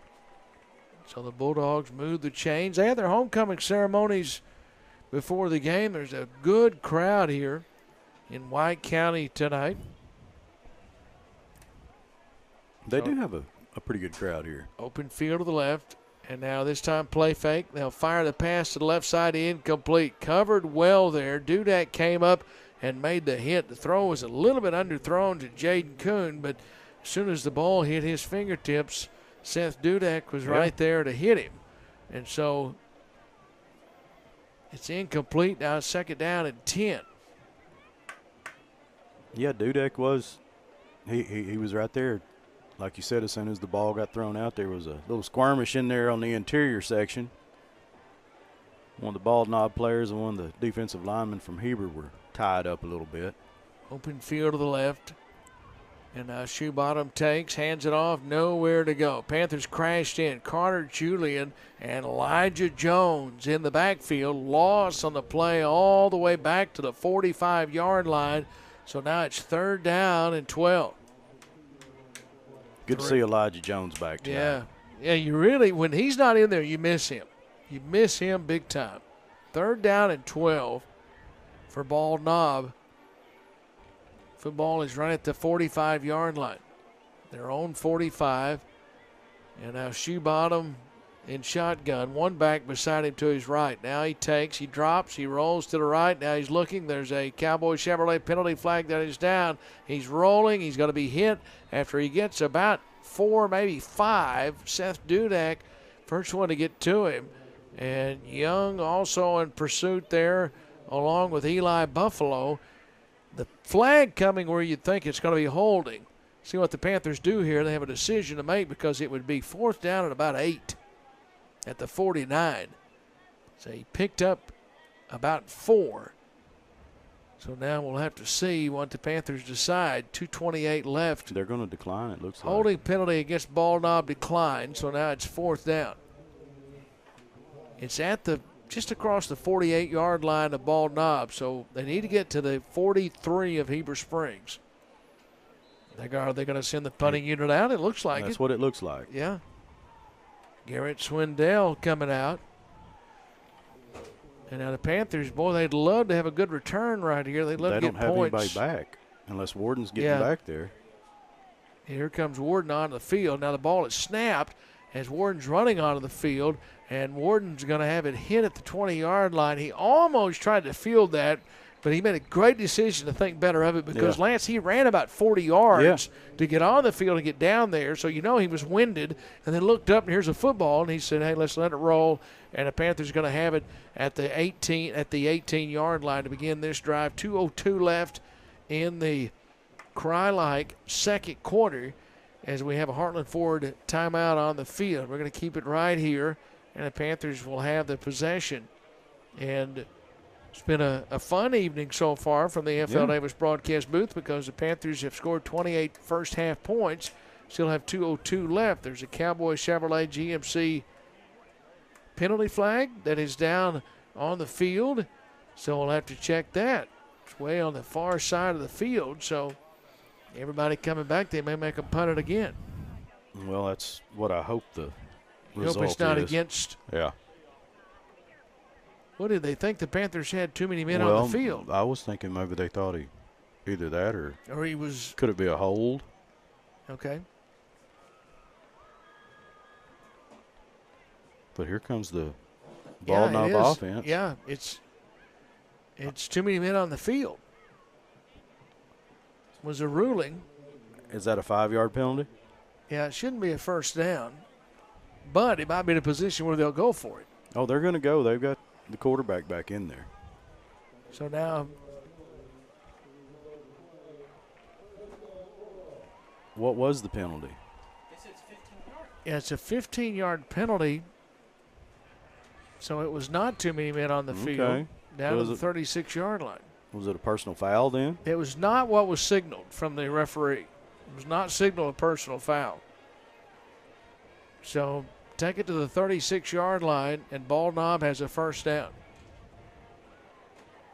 So first down at the 36. And again, we don't have the use of the referee mic. Now there's another Cowboy Chevrolet GMC penalty flag that is down. That's going that way. So that'll be a penalty against Ball Knob.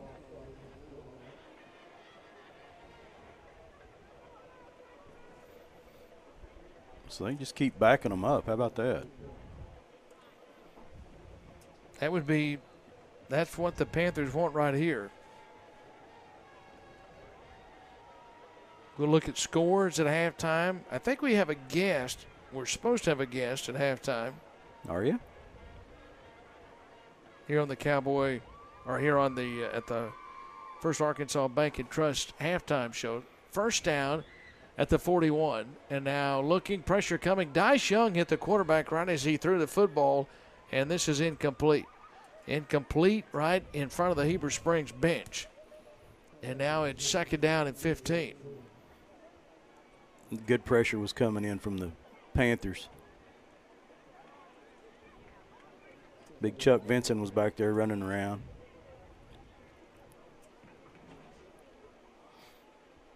So it's now second down and 15 for the Panthers. And that penalty flag cost the Panthers the first down. And it looked like the signal was substitution infraction, but no explanation on that. And again, it was the give there is going to get 2 to the 39-yard line. Third down, 13 now. Rutledge and Dice Young. And Warden did run on the field late there. The Panthers were trying to get someone, as you said, back. Yeah. But football's at the 39, and now third down and 13, 1:25 remaining. Here in the Crylac second quarter. So shotgun. And now Shoebottom, another Cowboy Chevrolet penalty flag is down. Shoebottom looking, throwing over the middle and incomplete. Broken up by Logan Rutledge. He played that ball well. But it's a sideline warning, I think, against Ball Knob as the penalty. Okay. Unless I get a surprise here, that's not a 15-yard penalty. We'll see. Just a warning. It's their first one, so it'll be fourth down. Now it's fourth down. But that cost, even if, and Ball Knob probably will go for it here at the 39, but it cost the Panthers a minute off the clock to be able to do something with it before halftime. And Ball Knob trying to obviously get points to get it back to a 2-score game before half. Ball in the center of the field at the 39. Now Shoebottom empty backfield. Pressure after him. Eaton forces him out of the pocket. Now he rolls left. Now he's going to throw it in the air deep downfield and incomplete. Panthers had that covered up. They had 4 jerseys back there. Liam Buffalo, Emmett Dwyer, Rutledge was there, and also it was Tanner Graham. So the Panthers get it back at the 39. So in essence, that penalty cost you a minute off the clock. Because you're going to have it about, 19 yards upfield from where you would have had it. You would have had it about the 20. So now the Panthers have it at the 39 after the turnover on downs. And don't forget, the Bulldogs get the ball to start the second half. They do. First down from the Panther 39. Buffalo takes, looks left, and now Buffalo rolls left. Still looking, firing, incomplete. He threw that out of bounds into the Panther sideline, just trying to get rid of it, so they would not lose any yardage there. And that'll be second down and 10 with 53 seconds left until halftime. Yeah, all his receivers are covered up down the middle of the field. Panthers have scored one touchdown with Liam Buffalo throwing the football. That was to Logan Rutledge. He ran for 2 touchdowns. They've scored a defensive touchdown as well, Emmett Dwyer. Penalty flag is down. Pass complete to Ty West at the 47, but this is coming back. It would be a 7-yard pickup. In fact, it would be an 8-yard pickup to Ty West, but where the Cowboys Chevrolet GMC penalty flag is, this is going to cost the Panthers. It's been a first half that has been marred by penalty flags. Yeah, a lot of yellow laundry on the field, for sure.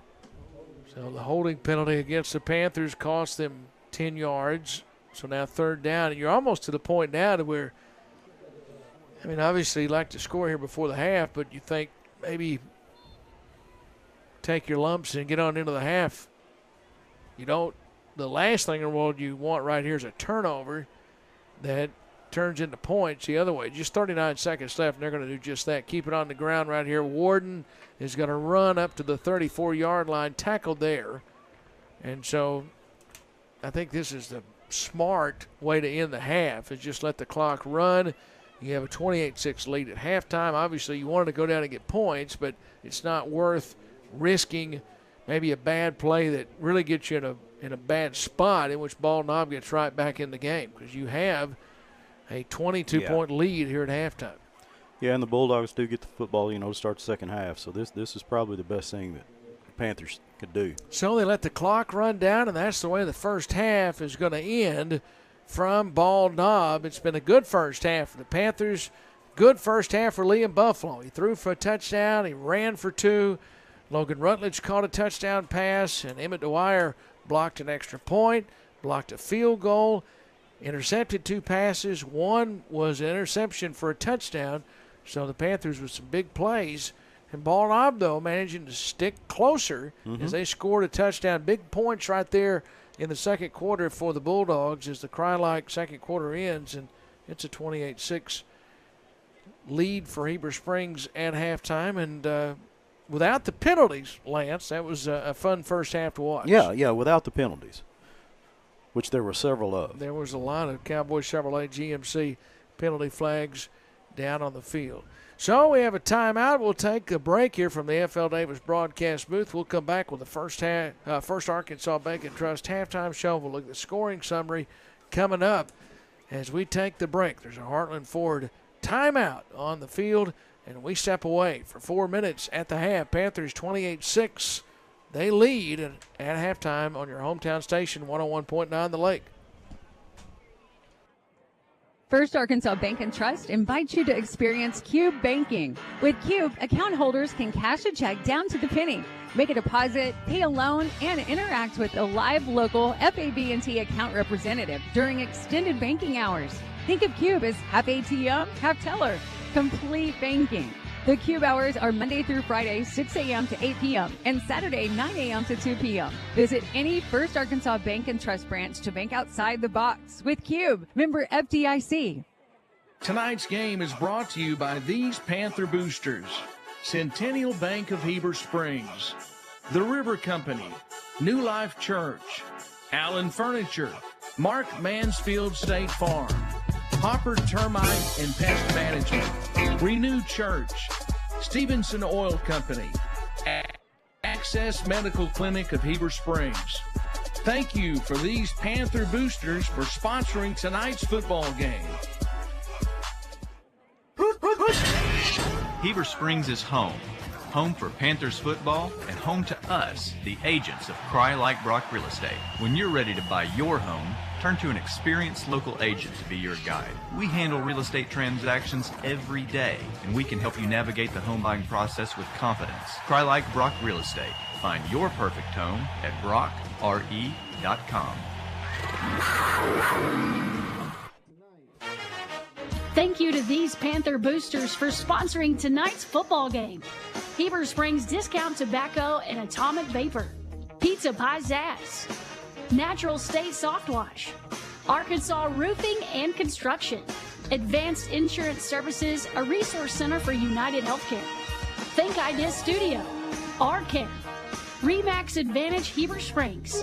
Tonight's football game is brought to you by these Panther Boosters. Does your pain stop you from living your life? Go see the great staff at Ivy Physical Therapy on South 7th Street in Heber Springs. They provide a variety of treatments to improve the quality of your life, including strength and balance training, pain reduction, and improving neuropathy. They also have a 24-hour gym available free to active patients or for membership to the public. Choose Ivy Physical Therapy for your physical and speech therapy services. Ivy Physical Therapy proudly supports all of the Lake area community. Hi, this is Spence at Reed Hutchins Pharmacy in downtown Heber Springs. Do you or a loved one need help managing medications? We have a safe and convenient medication packaging solution that can help. Our compliance packaging eliminates the need to create your own pill box, has detachable individual packs, and is color-coded. We also offer convenient drive-through and home or work delivery. We strive to provide comfort and safety in fulfilling your pharmacy needs. Stop by or give us a call at 501-270-8888.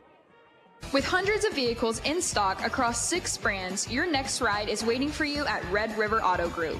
We know that the road ahead is important. Whether it's your daily drive or your next big adventure, the right vehicle makes all the difference.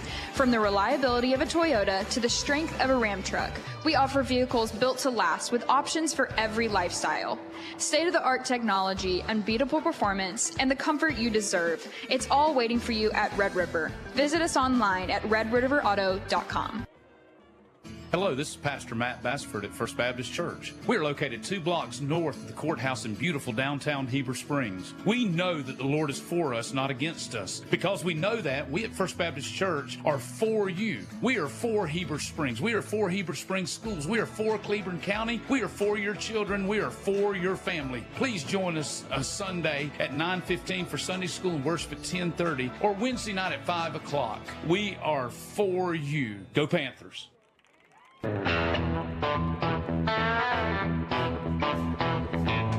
First Arkansas Bank and Trust halftime report. We do have a Kenny Sanders did send me a message. I'll pass that along on that punt penalty a few moments ago and get an explanation on that, as we have Darren Gowan, Heber Springs Athletic Director, joining us here on the First Arkansas Bank and Trust halftime report. First Arkansas Bank and Trust invites you to experience Cube Banking. With the Cube, account holders can cash their check down to the penny, make a deposit, pay a loan, and interact with a live local First Arkansas Bank and Trust account representative during extended banking hours. Think of the Cube half ATM and half teller. Put it all together and you have the complete banking experience. Cube bank hours are Monday through Friday, 6 a.m. to 8 p.m. and Saturdays, 9 a.m. to 2 p.m. Visit any First Arkansas Bank and Trust branch and bank outside the box with the Cube. First Arkansas Bank and Trust member FDIC. Heber Springs Athletic Director Darren Gowan joins us here at halftime. Great to see you as always. Good to be here. You've been down here to Bald Knob for some pretty good battles. Lance and me were talking about the fact, and I talked with Coach Carmichael during the week about, does this generation of Panther players realize what a rivalry this really always was? We talk about the Clinton rivalry so much, and then a lot of folks don't remember. I'm old enough to remember the Greenbrier rivalry. That was really a big deal in the 70s and the 80s in Heber Springs. This one, Bald Knob and Heber, was a big, big deal for a lot of years, and you were a big part of that when you were coaching. Yeah, it was. Especially early in my coaching career here, we had some really tight games with them. Might come down to a conference title. Conference title. We had I don't know, you get fined for talking about this. Every time you come to Bald Knob, though, you're going to get extra officials' flags are going to fly. I mean, they were in our conference when I was at CAC. Then when I came to Heber Springs, they were, and it just seems like every time you come here, there's going to be a few more flags fly. Yeah. And so I remember, Braylon had a really long run and got called back because of Ludwig, because Michael Ludwig got a holding call after the fact. But, it was a really close game, and, we had a chance to win it late. They did this. They made the plays that they needed to, and they had a really good year that year. They went to the semifinals, I think. So it was a really good team, and we've had some battles with them, and it's been a little while since, I think both of us have been at the same level, but Right. back then Yeah. it was some pretty good games. Yeah. How busy has the fall been for you? We talked to you on the first week, I think, or maybe the second week of the season, and get an update with what's going on campus because I know that fall is a busy time.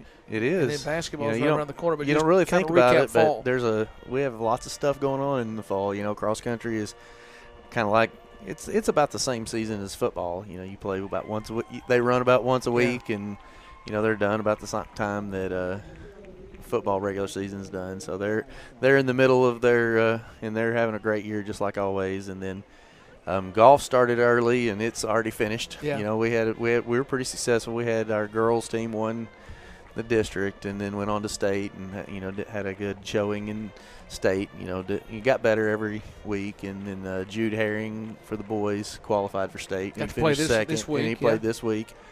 Probably didn't play as well as he wanted to in the last, but it was a tough little golf course that they played in Hot Springs Village at DeSoto there.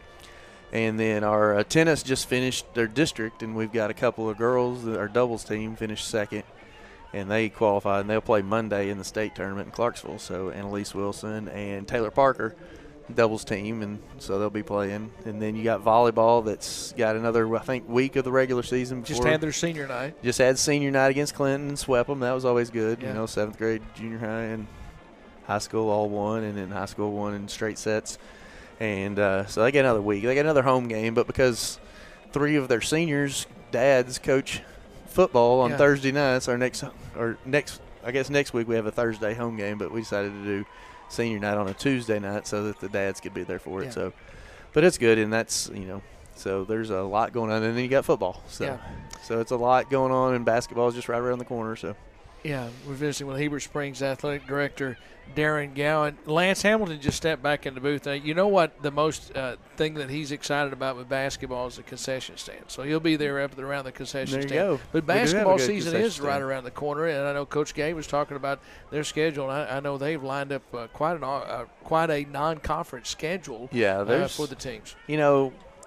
How we do conferences is a little crazy these days, and so our basketball conference, our girls have 2 less teams in conference than the boys do. So there's a lot of where the guys will play here and the girls will play there, and because of that, the girls only have 10 conference games, and so they have to find some extra.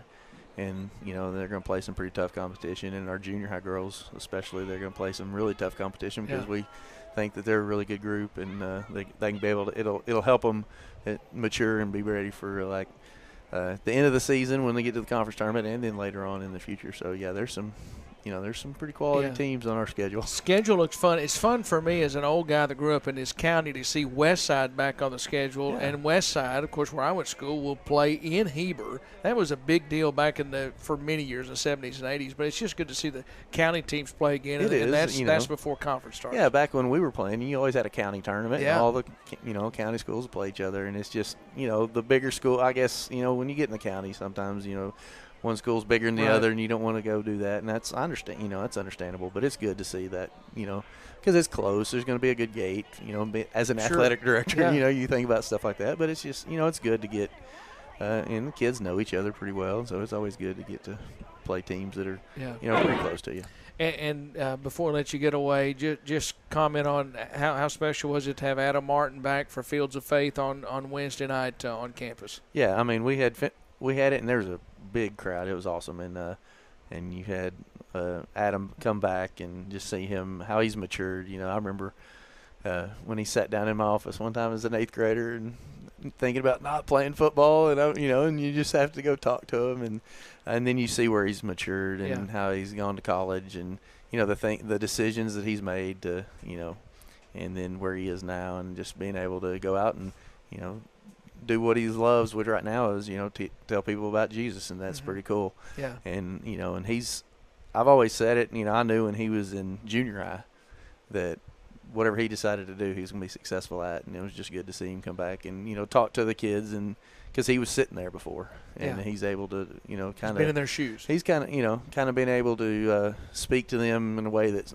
maybe I couldn't do it because I've never it's been a lot longer since I've been in that situation, And so he did a great job, and it was just great to see him back. And to have that turnout, I know that's always a big deal with FCA. That's been a big part of Heber Springs athletics, and to have the student body there to be a part of that, I know had to feel special for you as athletic director. It is. You go out there and it's just packed, and you have former students coming back and playing in the praise band and singing before, and then it's just it just shows how special a place Heber Springs is, where people that leave want to come back and talk and make sure that the people that are still here remember some stuff that hey, there's some people that have been in here before, and this is a special place to us, and we want you to make good decisions, and and so it was great to see a lot of old, Coach Johnette Goldman came back for it. It's not just for the students that come back. You had some former coaches, so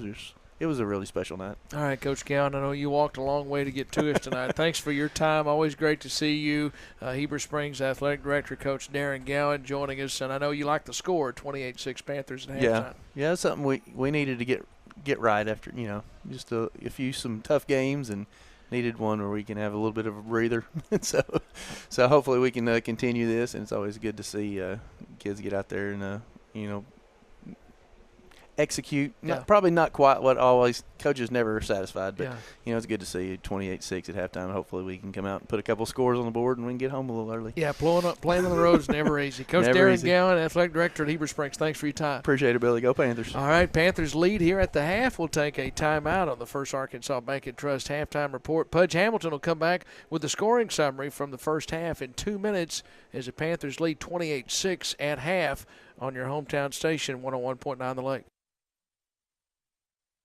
Cowboys Chevrolet GMC is Panther Nation's hometown dealer. Cowboys Chevrolet GMC offers hassle-free services. They offer more than just sales. Their dealership is equipped to provide their customers top-notch service, repairs, financing options, and get the most for your trade. The sales team at Cowboys Chevrolet GMC is ready to show you some cowboy courtesy and help you cheer on the Panthers in a new car, truck, or SUV. Stop by the dealership or visit their website, cowboyschevroletgmc.com.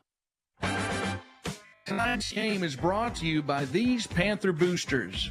Carissa Clemens with First Trust Home Loans, McKenzie Realty, Red River Boating, Heber Springs Home Furnishings, Southern Pipe and Supply, Brothers Barbecue, Eagle Bank and Trust, Old Town Espresso, Southridge Nursing and Rehab. Thank you for these Panther boosters for sponsoring tonight's football game. We only get one life, and at Baptist Health, we want yours to be the best. Because life isn't just about living, but living well. And we'll be here with all our best for every step of your journey. It's the best that it has been in a long time. I'm living my best life.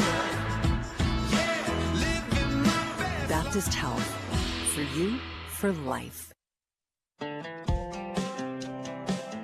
Tonight's game is brought to you by these Panther boosters.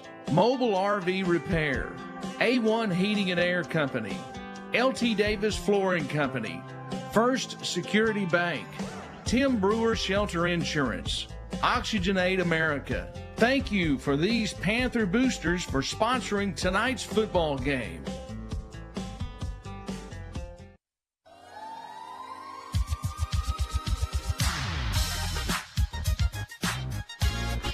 $28-6 at halftime. First Arkansas Bank and Trust halftime report. Billy Morgan with Lance Hamilton, and the Panthers with a 28-6 lead at the half as we look on from the FL Davis broadcast booth. And Pudge went downstairs. He had one order of nachos. Did you find any fried bologna down there or anything like that? I didn't find fried bologna, Bill, but I got you some chicken fingers. Did you? A chicken finger basket. Okay, yeah, that would work. Down at the, what do they call it? The Dog House. The Dog House, yeah. Yeah, I got it mixed up with the Bulldog restaurant, which don't get that mixed up. And Kenny, I want to say this, Kenny Sanders sent us a message, and we will relay that. And I thought we might get a explanation from him, but he said that should have been a 5-yard illegal substitution foul and not a 15-yard penalty. So that's well, that's what I was thinking. Yeah, too, that's we were talking about that, and so but anyway, it wound up not mattering. But it's always good to have some clarification there from Kenny. Tell us about the scoring summary there in the first half. All right. Well, the Panthers started off with 9:50 left to go in the first quarter on an 18-yard run by Liam Buffalo. Biggs completed the extra point, making 7-0. Like I said, 9:50 left to go. The couple minutes later, with 7:34 left to go in the first quarter, once again Liam Buffalo on a 4-yard rush for take the Panthers up with a PAT by Biggs at 14-0. Then 9:44 in the second quarter, a 20-yard interception return for a touchdown by Emmett Dwyer. The 2-point conversion failed. That left the score at 20-0. Ball Knob scored with 7:32 left to go in the second quarter, a 16-yard run by number 12. That's all I know on a reception. PAT was no good. That put the score at 20-6. And then 5:35 left to go in the first half. 22-yard pass to Logan Rutledge. Then Biggs ran the 2-point in, so that put the Panthers up 28-6. Yeah, that's where we stand. I tell you what, afterwards we'll tell you about the Heartland Ford player of the game. And there's 2 nominations. We might do a co-player tonight because Liam Buffalo is thrown for 1 and run for 2. And also, and then, of course, you have the other one that I'd have to nominate is Emmett Dwyer. Emmett Dwyer, he had the interception in the first quarter, blocked a field goal, then the interception return for a touchdown. Yeah. And then a blocked extra point. Yeah, so you have 2 great nominees right there. Yeah. If you want to give it to 2, you can give it to both of them. They were great there in the first half, or you can give it to either one of them. Both were great. And the team with a 28-6 lead at halftime. We're going to step away, and we'll take a 4-minute timeout. Second half is coming up, 28-6. Panthers at halftime, as we'll step away, and that'll wrap it up for the First Arkansas Bank and Trust halftime report. Panthers lead 28-6 at the half as we take the Heartland Ford timeout from the FL Davis broadcast booth on your hometown station, 101.9 The Lake. Hey, Alexia, what are you doing? I'm just getting all my school supplies together since they wouldn't let me graduate last year. Now that you mentioned it, I need to get the Jammin' Jeep some new tires before taking it on the road to Panther football games. Well, Billy, I'm glad you mentioned that because my papa and daddy can fix that right away at Bartlett Tire Center. You know, Alexia, I'm headed that way right now. Just make sure you call 362-8215 for your appointment today. Bartlett Tire Center, the official tire center for Billy Morgan. Thank you to these Panther boosters for sponsoring tonight's football game. Zeke and Lizzie Seafood and Steakhouse. Brent Brainerd State Farm Insurance. Arkansas Bouncy Bros. Cash Saver of Heber Springs. Verona's Italian Restaurant. White River Health. Tina Moore Agency Allstate. Angie's Hideaway. Eagle Pest Management. Foggy Hollow Gift Co.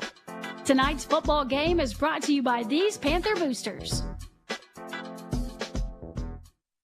The team at Heartland Ford lives for Friday nights and Panther football. That's why Heartland Ford is proud to present the player of the game. Whether it's throwing it deep, running the ball, or coming up with the big defensive play, each game, a player gives his best out on the field. At Heartland Ford, they give you their best day in and day out with excellent products, outstanding service, and a dedicated team. Visit their website, heartlandford.com, or stop by the dealership located next to Pizza Hut in Heber Springs. Don't let those pesky fender benders throw you off course. Cowboys got you covered with our top-notch collision center. Conveniently located at 660 Heber Springs Road, Cowboy Collision is a full-service body shop offering paint, dent repair, and collision repair for your vehicle. Need a loaner while we work our magic? No problem. We'll keep you rolling while we get your ride back on the trail. For a free estimate, stop by Cowboy Collision or call 501-362-0219. See you at Cowboy. Hey, this is Wade from FL Davis. Think of FL Davis Ace Home Center when you have a project you need to complete. FL Davis has been Cleburne County's local hardware store since 1960. The staff at FL's can get you the right supplies you need for any size project you have planned. FL's also offers a variety of home furnishings and gifts. Shop FL Davis for lumber, electrical, plumbing, home goods, and so much more. Make your local FL Davis Ace your first stop shop for all your home and building needs. Located in Greer Ferry, Heber Springs, and Sherwood. Thank you to these Panther boosters for sponsoring tonight's football game. Jitterbug Coffee House, Tracy and the guys at Farm Bureau, Cal Custom Gary Bresnahan, Judy King School of Dance, Angie Collins Shelter Insurance, Los Locos Mexican Restaurant in Heber Springs, Lake Country Auto Sales, Heber Springs Eye Care, Visual Identity. Tonight's football game is brought to you by these Panther boosters.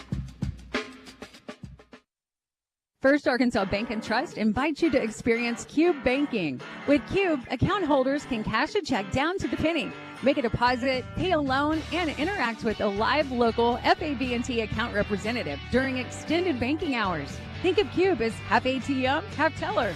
Complete banking.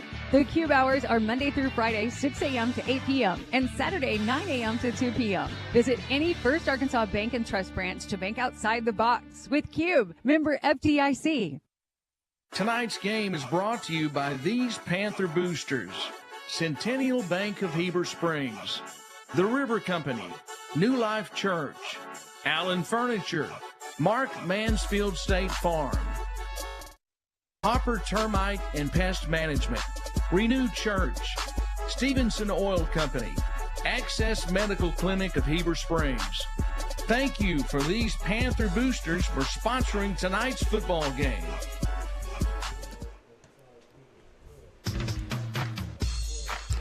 So the First Arkansas Bank and Trust halftime report is over and ready for the Reed Hutchins Pharmacy third quarter to get underway as we look on from the FL Davis broadcast booth and the Heartland Ford kickoff coming right here. Billy Morgan along with Pudge Hamilton, and the kickoff is taken at the 18-yard line, and then the return up across the 25. The Panthers downfield covered that well. Emmett Dwyer and Logan Rutledge downfield, and it'll be a first down for Bald Knob. I grabbed, I guess that's Small's water. No, that's yours. Oh, that's my water. Okay, well, I grabbed, instead of my binoculars, I grabbed the water bottle. And you can't see out of the water bottle. Right. Well, you can. I guess you can. But you got to hold it just right. Good. Yeah. Well, thanks. I didn't need a water, but that's okay. You're just trying to make me stop and extra stops on the way home. Yeah. First down for Bald Knob at the 26-yard line as the Panthers take over. All right, Bald Knob takes over. Their first possession here in the second half. Lance had talked about it, that they would get the football to begin the second half, and now Shoe Bottom out of the gun. Tanks, and now Shoe Bottom turns, hands it off. They run it straight up the middle, and there's just nothing there. The Panthers just swarm to it. Nothing but white jerseys right there. Eaton was there, and also, 66. Yeah, that's earlier we saw Gage Owens make a good play, and that's Gage Owens there. So it's a gain of 2, second down and 8 for Bald Knob. Really, they got 2 more yards, and I thought they were going to get Lance on that play. Yeah, he was able to pick up a couple on that, but they like to run the football to their left. Glad I have my Tubby Tees long sleeves on here inside the booth with Billy and Pudge tonight. It's cool inside the FL Davis broadcast booth. Screen pass and a good tackle by Emmett Dwyer at the 27-yard line. He came up and hit the receiver immediately. That's Cade Pace who caught it. No gain on the play, and third down and 8. Yeah, Emmett done a good job right there. He broke down and set his feet and was able to move any direction the receiver was going to go, and he wound up taking him out of the ball game.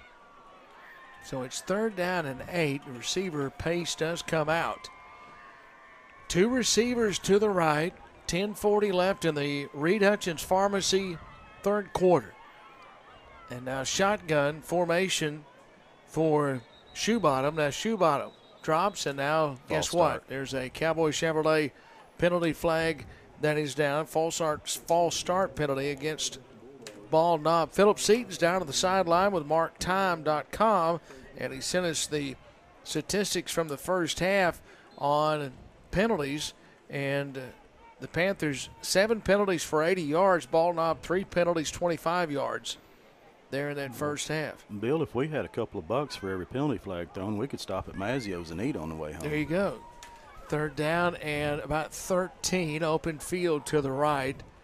And now low snap. Shoebottom steps up, hit behind the line of scrimmage, and down he goes. Eli Buffalo got to him and the sack, and the Panthers will force a punt at the 19-yard line. Eli Buffalo came through and then had to grab on to Shoebottom and held on. And now the punting unit will come on.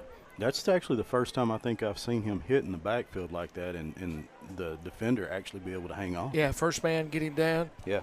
So the punt, and standing inside the 10 is Swindell. Good high punt. It'll hit at the 45, and it'll roll up to the 47-yard line. Ball Knob saying it hit a Panther. It did. And Ball Knob saying it hit a Panther, and it did. The Panthers tried to get away from it. It bounced right up and hit a Panther right at midfield, and everybody had gotten away from it. It hit the Panther on the back side, so no chance to recover it, and Ball Knob recovers it at the 49-yard line. Their own 48-yard line is where they're going to mark it. Well, Ball Knob got lucky on that one. I mean, they picked up, 20 yards, I guess? Yeah, more than that. Yeah, get it up to the 48-yard line. Yeah. That's about a 30-yard pickup. So first down at the 48, their own 48, right in the center of the field in the Reed Hutchins Pharmacy third. Open field to the right.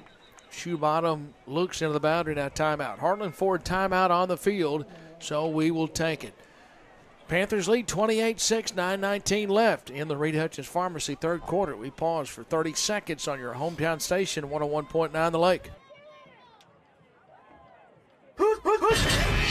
Heber Springs is home.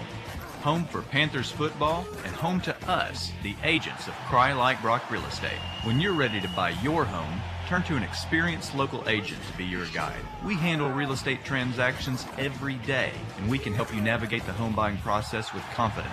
Cry Like Brock Real Estate. Find your perfect home at brockre.com.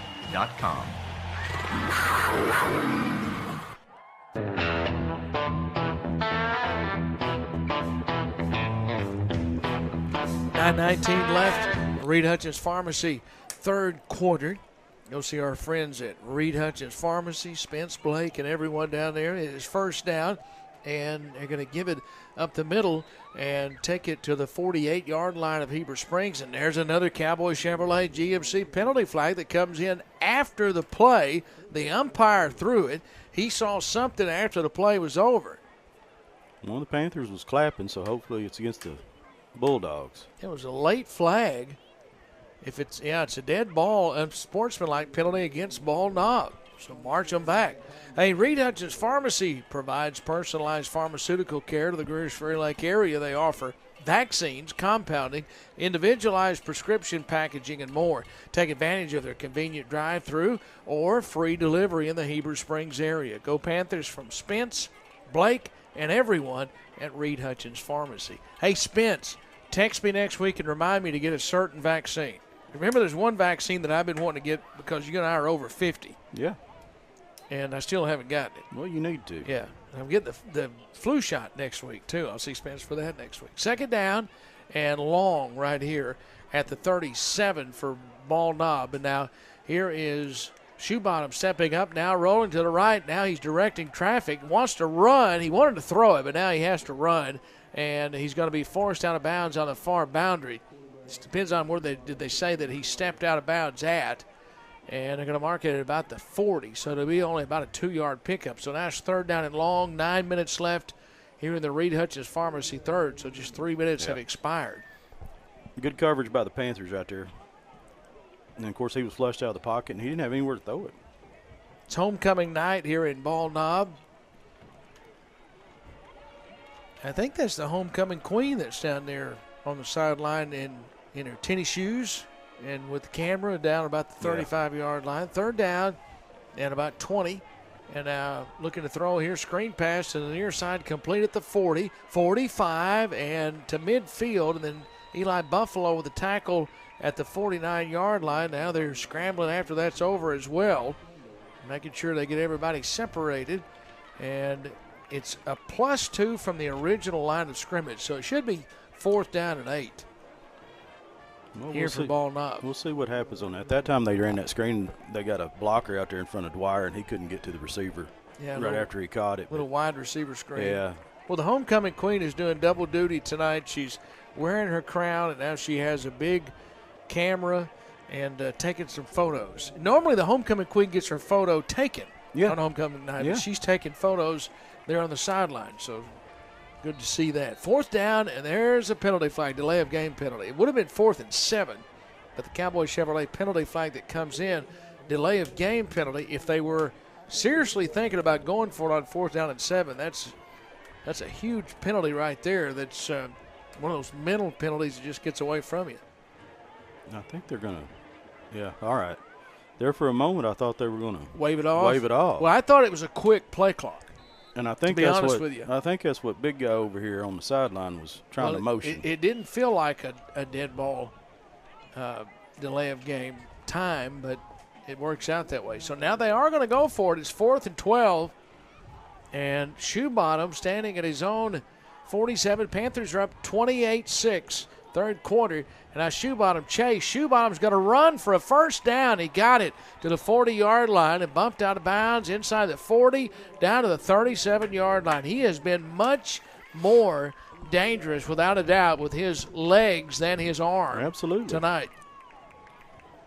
So first down to the 37. You know, and he got everybody to go back, so he had room to run once he got through the initial line of scrimmage there. So here from the FL Davis Ace broadcast booth, it is first down. They keep it on the ground this time, running to the right, and that is Shoebottom who's going to get 2, and that's it. So now it is 2nd down and 8 coming up here for Ball Knob. Football right in the middle of the field. 7:20 left here in the Reed Hutchins Pharmacy third. And Ball Knob moving right to left in front of it. Shoebottom in shotgun take. Shoebottom looking. Now Shoebottom steps up. Now being chased out of the pocket. Fires. It's picked off. Intercepted at the 20-yard line by Liam Buffalo. So Liam Buffalo comes up with the interception for the Panthers, and he just kind of laid back there and almost baited the quarterback to throw that. Yeah. And then he stepped in front of the pass and picked it off. Yeah, and the quarterback was getting dangerously close to the line of scrimmage when he let go of it. So, boy, Liam's done. We talk about Dwyer and his night. Liam has thrown for a touchdown, run for 2. Now he has the interception. He's had a good night as well. First down, Panthers get it back at the 20. So their offense comes out of the field. Third time this year that this team, it's week 6, so half of the games have been played on the natural surface. Maybe we'll get a couple more. We're not sure about Forest City. You may be. No. They fake the toss to the left side, and now Liam Buffalo takes it right over guard on the right side and gets up to the 24-yard line. He ran right behind Seth Bresnahan and Ashley Davis on that right side. So now it's 2nd down and 7. Nash Farmer is the center. And now the Panthers come to the line of scrimmage. Get ready to snap it. And now running to the left side, Warden. And Warden is going to take it up to the 26-yard line. And I misspoke a few moments ago. That's about a 3-yard gain. Bresnahan's on the left side. On the right side at guard for the Panthers, that's Justin Newton. And it is mentioned Ashley Davis on the right side at tackle. And on the left side, it's Cade James. So it's 3rd down and 4 right here. And mentioned Forest City, and Steve Castleberry has some scores for us. And Forest City and Mills are playing tonight. That's at half. Mills leads 28-12. 3rd down and 4 for the Panthers. Handed off Warden, coming near side, trying to bounce it outside, can't do so. Gets to the 29, and then he's going to be stopped about a yard short of the first down. So James Holder on the tackle, and now it's 4th down and a yard. Quitman leads Episcopal 21-7 at half. Dardanelle, that's a game that Lance Hamilton's very interested tonight. And old Sand Lizard sitting to my left. And Dardanelle leads Clinton 14-12 at halftime. I knew that was going to be a good game over at Clinton. Lone Oak and Riverview both are off tonight. 4th down and a yard. Panthers lined up to go for it. Play clock is a timeout. So the Panthers take a timeout, see what they want to do here after the timeout. So we have a Heartland Ford timeout on the field. Let's step away from the FL Davis broadcast booth. 28-6 Panthers lead, 5:03 left in the Reed Hutchins Pharmacy third. We pause for 30 seconds on your hometown station, 101.9 The Lake. Thank you to these Panther boosters for sponsoring tonight's football game. Heber Springs Discount Tobacco and Atomic Vapor. Pizza Pizzazz. Natural State Soft Wash. Arkansas Roofing and Construction. Advanced Insurance Services, a resource center for United Healthcare. Think Ideas Studio. R-Care. Remax Advantage Heber Springs. Tonight's football game is brought to you by these Panther boosters. High snap, and Dudak gets the punt away. Does a good job to go up and get the snap and then get the punt away, and it's a good roll on it. It'll bound inside. Are they going to say it went out of bounds? There's a Cowboy Chevrolet penalty flag that it's down, so I've checked the marker.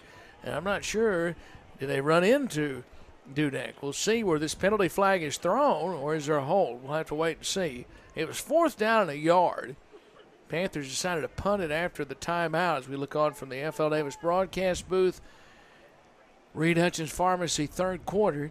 No, it's against Heber Springs because they're talking to Ball Knob. See if they make them punt it again. They are going to make them punt it again. Yeah. Snap was high. Dudek did a great job to not only get the snap but then get the punt away. So now he'll back up. He'll be standing inside his own 10-yard line. Panthers had 2 footballs on the field, so now they have the one they want. Mark it at the 19-yard line. Dudek standing at the 5. Snap to him from Tubbs, and he gets the punt away. It's a line drive punt. Good snap. And the punt rolls down to the 31. And that's where Ball Knob will take over. So the Panthers can't get a Cowboy Chevrolet GMC first down. There was a Cowboy Chevrolet GMC penalty flag that cost them 10 yards.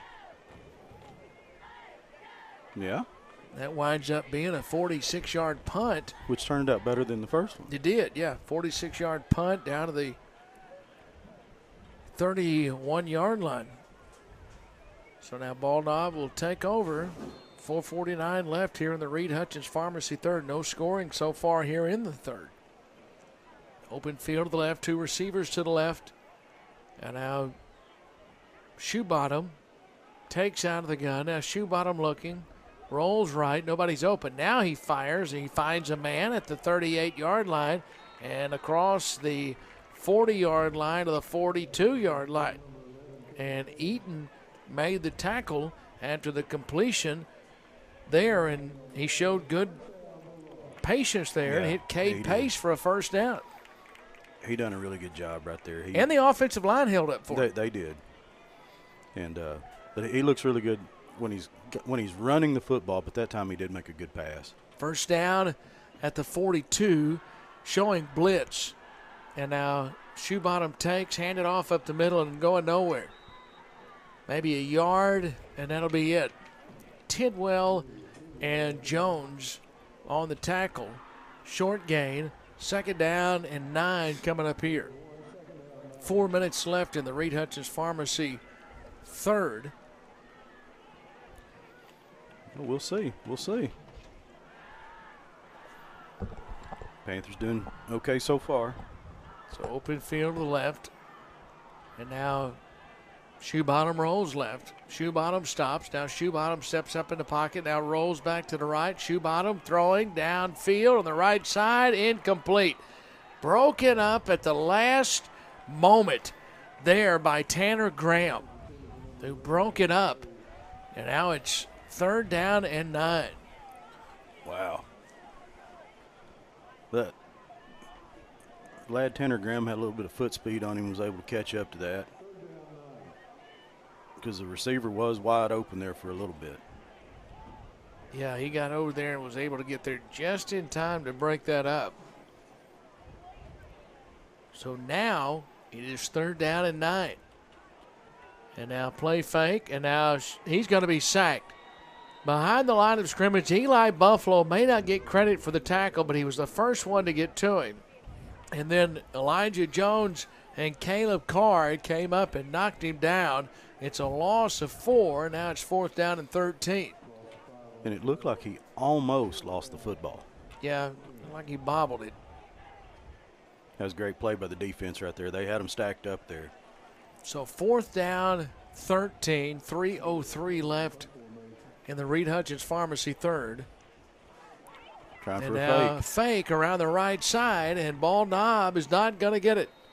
Not going to get it around the right end. Eli Buffalo was there along with Tanner Graham, and around the right end, it was kept there by Garrett Swindell. The Panthers are going to take over and have to separate the teams. You know, this is these kids have been playing against each other for about 8 years now, going back into Yeah, so you don't have to Pee Wee remind football. them about the rivalry, probably, do you? Yeah. No, they've been playing each other for quite some time now. So 1st down, Panthers at the 45 of Ball Knob, 2:51 remaining. Mitch and Kenny Nations watching the game. Always glad to hear from him. And the movie, The Wild Robot, is at the Gym Movie Theater this weekend. Now Buffalo throws left side, incomplete. Down the left sideline, Logan Rutledge was the intended receiver. Coverage there from Cade Pace. Yeah, and yes, I've been down to see The Wild Robot. Miss Dusty and me went and watched it Sunday night. Oh, did you? Yeah. Did you eat you a bucket of popcorn? The biggest bucket of popcorn I could find. Best popcorn in the county. 2nd down.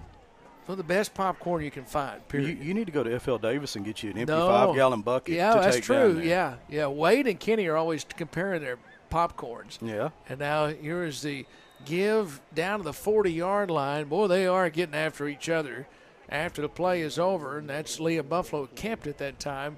Gets down to the 40, 6-yard gain on the play. Wade loves Kenny's popcorn down there. You're right. I could get one of those big buckets. You could get a bucket Yeah. and just have Kenny fill it up Yeah. for you. That way you'd have some left over to take home. That's true. 3rd down and 5.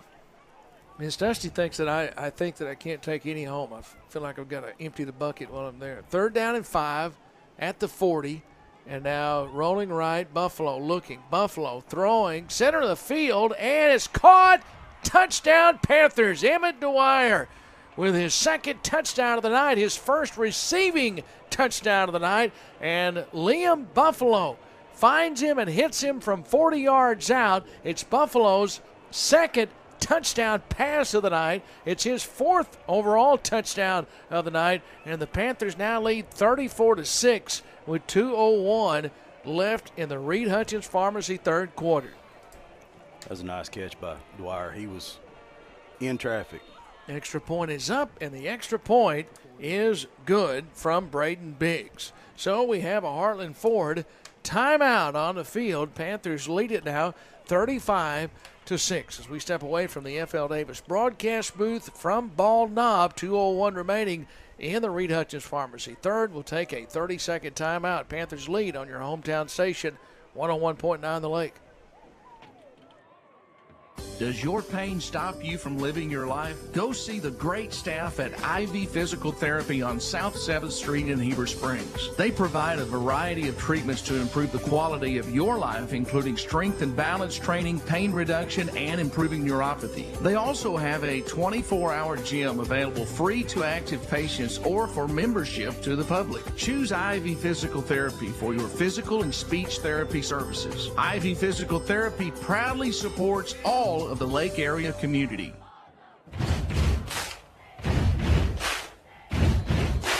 .201 left in the Reed Hutchins Pharmacy third quarter.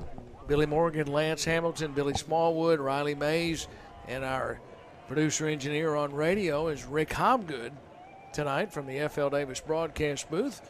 Here is the Heartland Ford kickoff, and it's going to sail into the end zone. So a touchback from Braden Biggs. And now it's 2:01 left. We'll try to keep up with that Clinton and Dardanelle game, because that is going to be one that's going to go right down to the wire. And that's two of the conference leaders over there in that conference. And Steve Castleberry tells me we will not see grass when we go to Forest City. They have a nice turf field. Okay. It's now 21-12. Dardanelle leads Clinton, and they are in the third quarter. That is in Clinton at Tomlinson Field.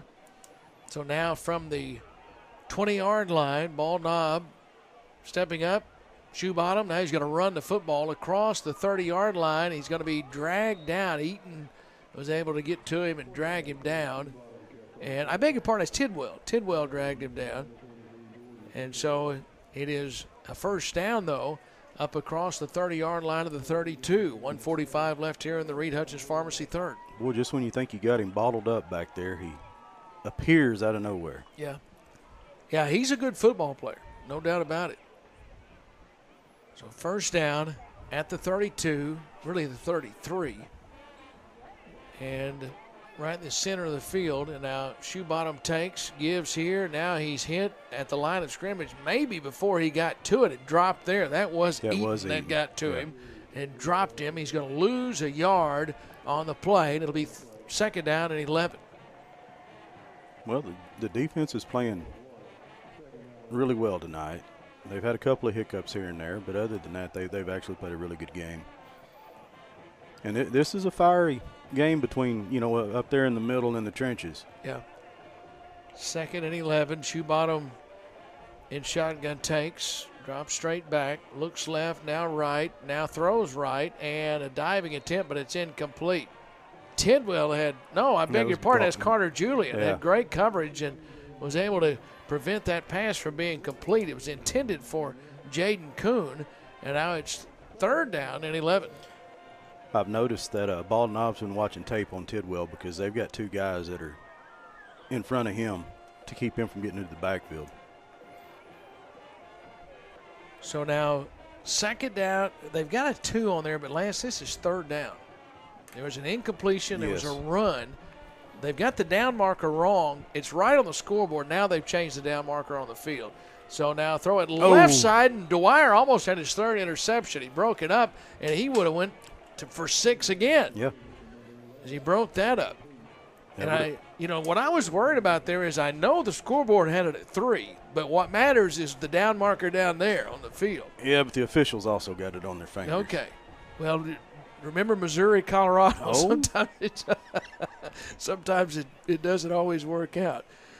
So now it's fourth down and 11. How many years ago was that, Missouri, Colorado? That was a long time ago. You and I ago. were young when that happened.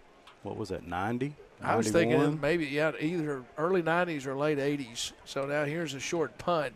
It's going to roll inside the 45-yard line. It was in Missouri. I remember that. I think it was 90 or 91 because it was the year that Colorado wound up as a co-national champion. Yeah. So to the 44-yard line, a short punt. Panthers will take over. 33 seconds, that's all that's left in the Reed Hutchins Pharmacy third quarter.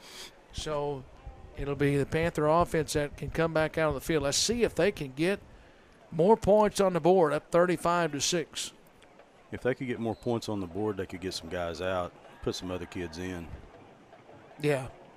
Keep everybody healthy before you go home next week. Little Rock Hall next week. Now, big hole up the middle. Warden, there he goes. He's gone. Inside the 30, 20, 10, 5. Touchdown, Panthers.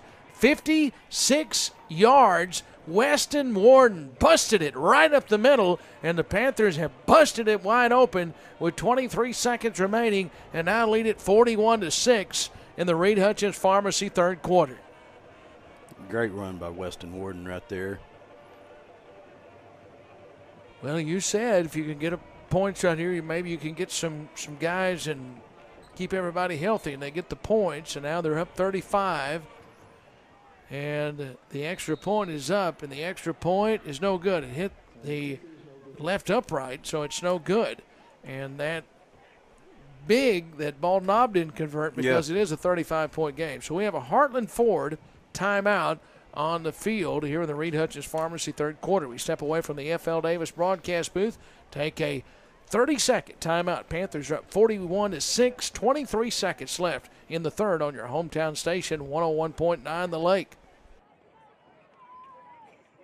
Hi, this is Spence at Reed Hutchins Pharmacy in downtown Heber Springs. Do you or a loved one need help managing medications? We have a safe and convenient medication packaging solution that can help. Our compliance packaging eliminates the need to create your own pill box, has detachable individual packs, and is color-coded. We also offer convenient drive-through and home or work delivery. We strive to provide comfort and safety in fulfilling your pharmacy needs. Stop by or give us a call at 501-270-8888. So the clock will roll now. Heartland Ford kickoff. Panthers are up 41-6, and the kick is going to be picked up, or did it go out of bounds? It went out of bounds, but that'll be. They shouldn't have stopped the clock though. They stopped the clock with 5.3 seconds left. I'm not sure why, and they stopped the clock. They had the clock rolling. It is 41-6, but they stopped the clock. That should be the final play of the third quarter. The clock should have expired because of the sportsmanship rule.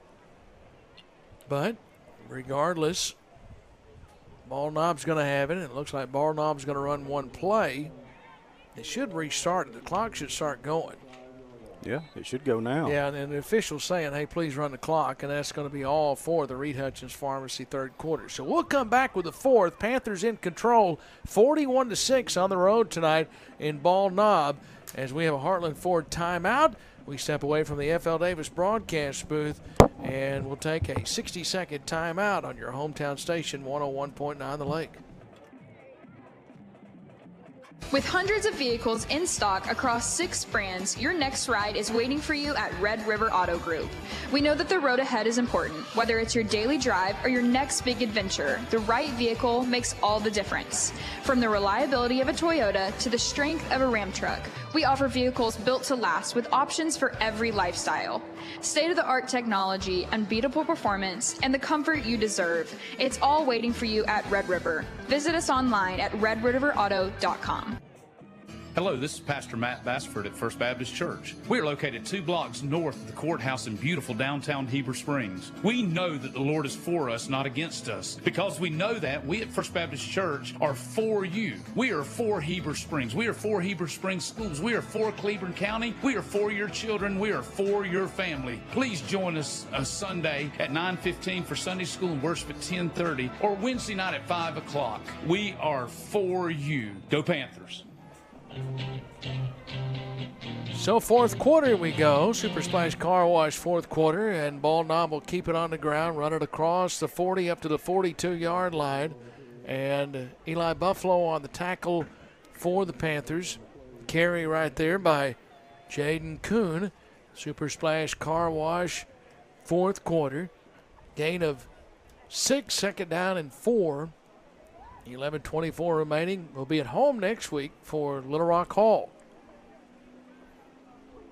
And now this time they hand it off, coming to the near side across the 45 and up to the 47-yard line. And a penalty flag, Cowboy Chevrolet penalty flag is down. Okay. And so This will cost Bald Knob some yardage. Hey, sign up at Super Splash Car Wash for their monthly car wash membership. Get unlimited basic washes for as low as $22 a month. Other packages are available. Sign up today at the pay station or visit a Super Splash attendant on duty 7 days a week from 8 to 4. Go Panthers from the crew at Super Splash Car Wash. Had to stop there on my way to the station, Bill. Did you? Took care of that? Yeah. I see you and Kelly over there a lot. Second down and 13. Dardanelle leads Clinton now 27-12 in the third quarter. They got an explosive offense.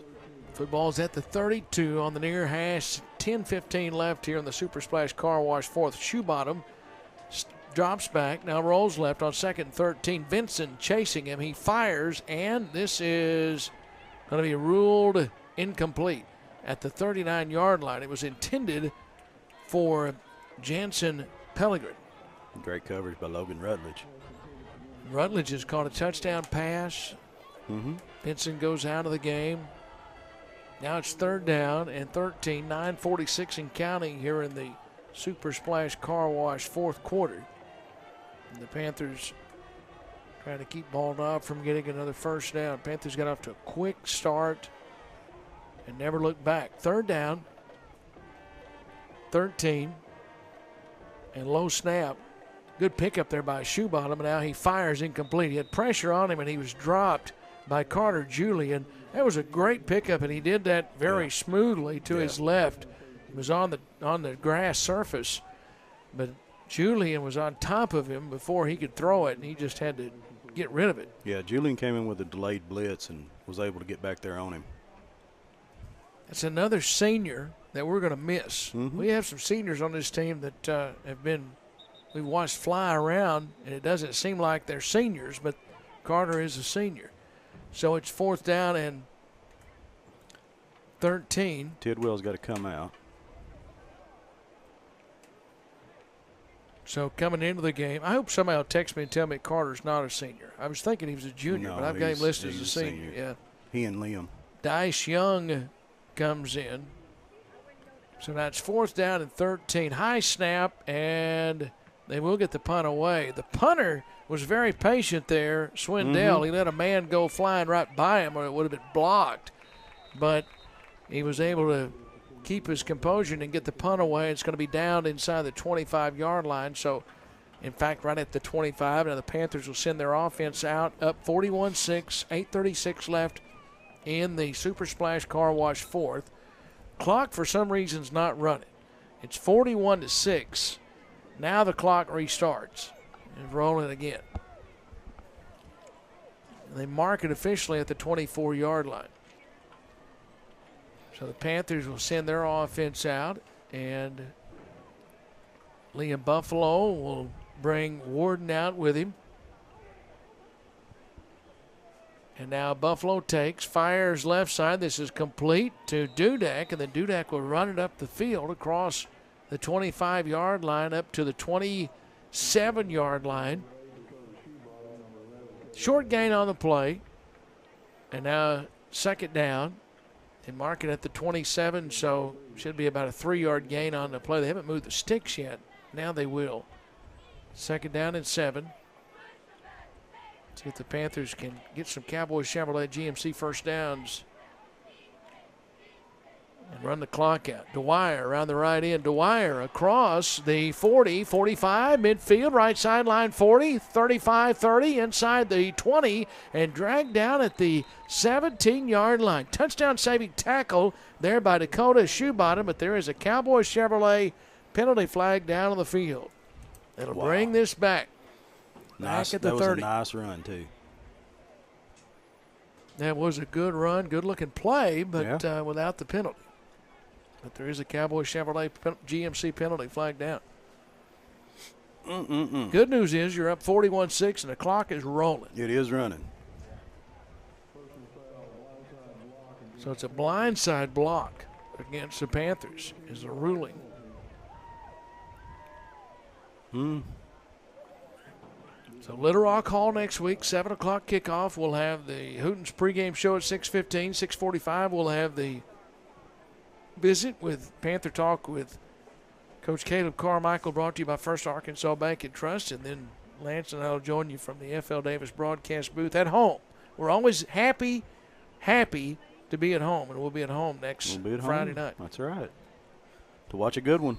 And you're right. We were talking about the turf and grass, and we will be on grass at Lone Oak in a couple of weeks, and then on turf, as Steve Castleberry tells us, at Forest City in 3 weeks. And now screen pass complete right side. This is Ty West who caught it, lowers his shoulder, and then runs it forward across the 25-yard line, and he gets up near the 30-yard line. He may have crossed the 30 before they marked him down. Ty didn't shy away from the contact there. He actually applied the contact. Yeah. And it's going to be 3rd down and 5 with 5:47 remaining here in the Super Splash Car Wash 4th quarter. His granddad, Rooster West, would be proud of that. I guarantee you. Rooster'd like that. So now, 3rd down and 5. Open field is to the left. And now Buffalo, there's a penalty flag that is down. The play clock was at 0. So now it's 3rd down and 10. 5:15 and counting. That's all right. Just keep the clock moving. It's going to roll unless somebody calls a timeout, or at least it should. So now 3rd down and 10. Oh, they got this. Back at the 25. And now handed off here. Warden drags a tackler. He took quite a pop, and the ball came free, and Ball Knob has it. Boy, that was a lick. You just hope that he's okay. He gets up, hobbled a little bit as he's going to the sideline. He took quite a lick, and it was jarred free, and Ball Knob comes away with it. So the Bulldogs have it with 4:32 remaining in the Super Splash Car Wash 4th quarter. Yeah, Weston's just so hard to bring down that a lot of the times that's what happens when you're still standing there fighting and they got your legs. And Steve Castleberry tells me Lone Oak is playing tonight. Lone Oak and Riverview playing each other. We just don't have any scores on that game. 1st down, and now here is the give off to the right side and nowhere to go. Vinson was there, and Eli Buffalo. The carry there by Tidwell. That's Jerry Tidwell for Ball Knob. So now it's 2nd down, no gain on the play. 2nd down and 10, just 3:46 left, and Panthers will get to celebrate a victory here tonight on the road. It's always a lot happier week of prep after a victory, and now short wide receiver screen pass is underthrown and incomplete, intended there by Ball Knob to Palomars on the right side. Now it's 3rd down and 10. Coverage for the Panthers was Tanner Graham. Panthers have had some big plays. They've been inside the jet fast marine consignment in red zone, but they've had some big plays tonight. Defense has scored a touchdown.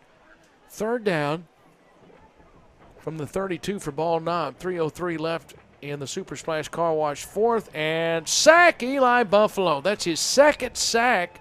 I beg your pardon, sack for Elijah Jones. And that's his 1st sack on the night. Elijah Jones with a sack. The junior came through and made the sack back outside the 40-yard line. And he just makes the defense, I think, so much better when you get to see him. Obviously, the depth is so important when you're full and you're not playing down some guys with injury. And the Panthers are playing down at least 2 up front with injury tonight. 4th down and long, and now Ball Knob slant. This is complete, but well short of the 1st down. Emmett Dwyer with a tackle, and it's going to be 4th down, and now the Panthers are going to send their offense back out there. And with 2:04 left in the Super Splash Car Wash 4th quarter, and it'll be a happy short ride home back to Heber Springs tonight, Cleveland County from White County, and the Panthers are going to get their 3rd win on the season. Looks like you got Tubbs in at quarterback now. So Lachlan Tubbs is in at quarterback. I'll tell you about the Heartland Ford player of the game after the game. Dardanelle's up on Clinton now 34-12. And now Tubbs is going to be swarmed under, and it'll be back maybe a loss of a yard. So it'll be second down at about 11 coming up right here. So it's been a good night for the Panthers, Lance. It has been a good night for the Panthers. The defense has played really good. You know, you take away all the penalties, and this has been a really good football game. Yeah, we have seen a lot of penalty flags in the game. Not as much here in the second half. Panthers are going to get to 3-3 in conference and 1-2, or 3-3 overall and 1-2 in conference. Slant complete, 40, 30, 20, 10, 5, touchdown Panthers. And Lachlan Tubbs, 71-yard touchdown strike to Logan Rutledge. And the Panthers have scored with 35 seconds left in the Super Splash Car Wash fourth quarter. So Lachlan Tubbs with the touchdown pass. And Rutledge just outran everybody when he caught it. He did. They might have just enough time to kick the extra point, and that'll do it. Clock is rolling, 15 seconds. And now placement is down, and the extra point is up, and the extra point is good. So the Panthers now have a 47-6 lead with the time expiring. Should be 48. 48. Well, they haven't put that point up there. So Panthers. No, it should be 48. You're right. It was 41, and then it took the. Then it's gone. Oh yeah. 48. That's right, though, isn't it? 48-6 is the final score, as the Panthers are victorious. As the teams congratulate each other down to the field, and the Panthers a winner here tonight in Bald Knob, and as the handshakes all around, as the Panthers win it tonight over the Bulldogs, and the Panthers are now on the season. The Panthers are 3-3 overall, and the Panthers are now 2-2 in conference play. So they're 2-1 now in conference play as they get the victory here tonight. And we'll tell you about the Heartland Ford player of the game. It's time for that now, as the Panthers are victorious. They'll celebrate over with the fans across the way. Heartland Ford is proud to bring you the Built Ford Tough Player of the Game. Each week a player is chosen to be honored for their accomplishments. Heartland Ford believes that hard work, dedication, and the drive to give it your all in every aspect, from preparation to play, is why they take time to honor these individuals. Tonight's player or players of the game is the Built Ford Tough Player of the Game. Lance, who are they? Well, we're going to do an offense and a defense. Liam Buffalo was in on 5 touchdowns, ran for 2, threw for – no, I'm sorry, that was Tubbs that threw that one. Yeah. So he was in on 4. So and he ran, like I said, he ran for a couple, threw for a couple, had a good night. And then Emmett Dwyer was phenomenal on defense and special teams. And then he also had a 40-yard touchdown reception. So, for a touchdown. Yeah, 40-yard. So he had 2 touchdowns tonight, one via interception, one by reception. So let's give it to Liam Buffalo and Emmett Dwyer. Well, and Lance, so congratulations to Liam Buffalo and Emmett Dwyer. They are our Heartland Ford, Built Ford Tough players of the game, and congratulations to them from the entire Heartland Ford team. Fast start was a big part of it, and the Panthers get a huge win on the road here tonight.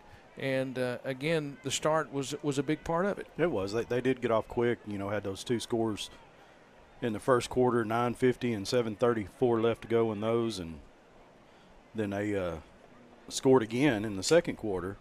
And then Bald Knob countered, and Heber scored again anyways. It was a good start by the Panthers, and their defense played really well. Like I said, you throw out some of those penalties in the first half that was due to just competition. Yeah. Like I said, these kids have been playing each other since Pee-wee football, and sometimes tempers get in the way. I want you to join us next week. We'll be at home when the Panthers are at home against Little Rock Hall next week, and we'll be at Panther Stadium for that as the Panthers win here tonight. 48-6 is the final score as the Panthers win it. Lance, always enjoy being with you on Friday nights. We get to see a Panther win here in Bald Knob tonight. So that'll wrap it up for our entire crew. We thank you so much for all of our sponsors as we get to watch from the FL Davis broadcast booth on Friday nights as the Panthers win it here tonight over Bald Knob. So for our director on TV, Billy Smallwood, for Riley Mays on the camera, for our studio engineer, Rick Hobgood, and for my partner, Lance Hamilton, this is Billy Morgan saying thanks for being with us and good night from Bald Knob. You've been listening to exclusive coverage of Panther football on Heber Springs' hometown station, 101.9 The Lake. Tonight's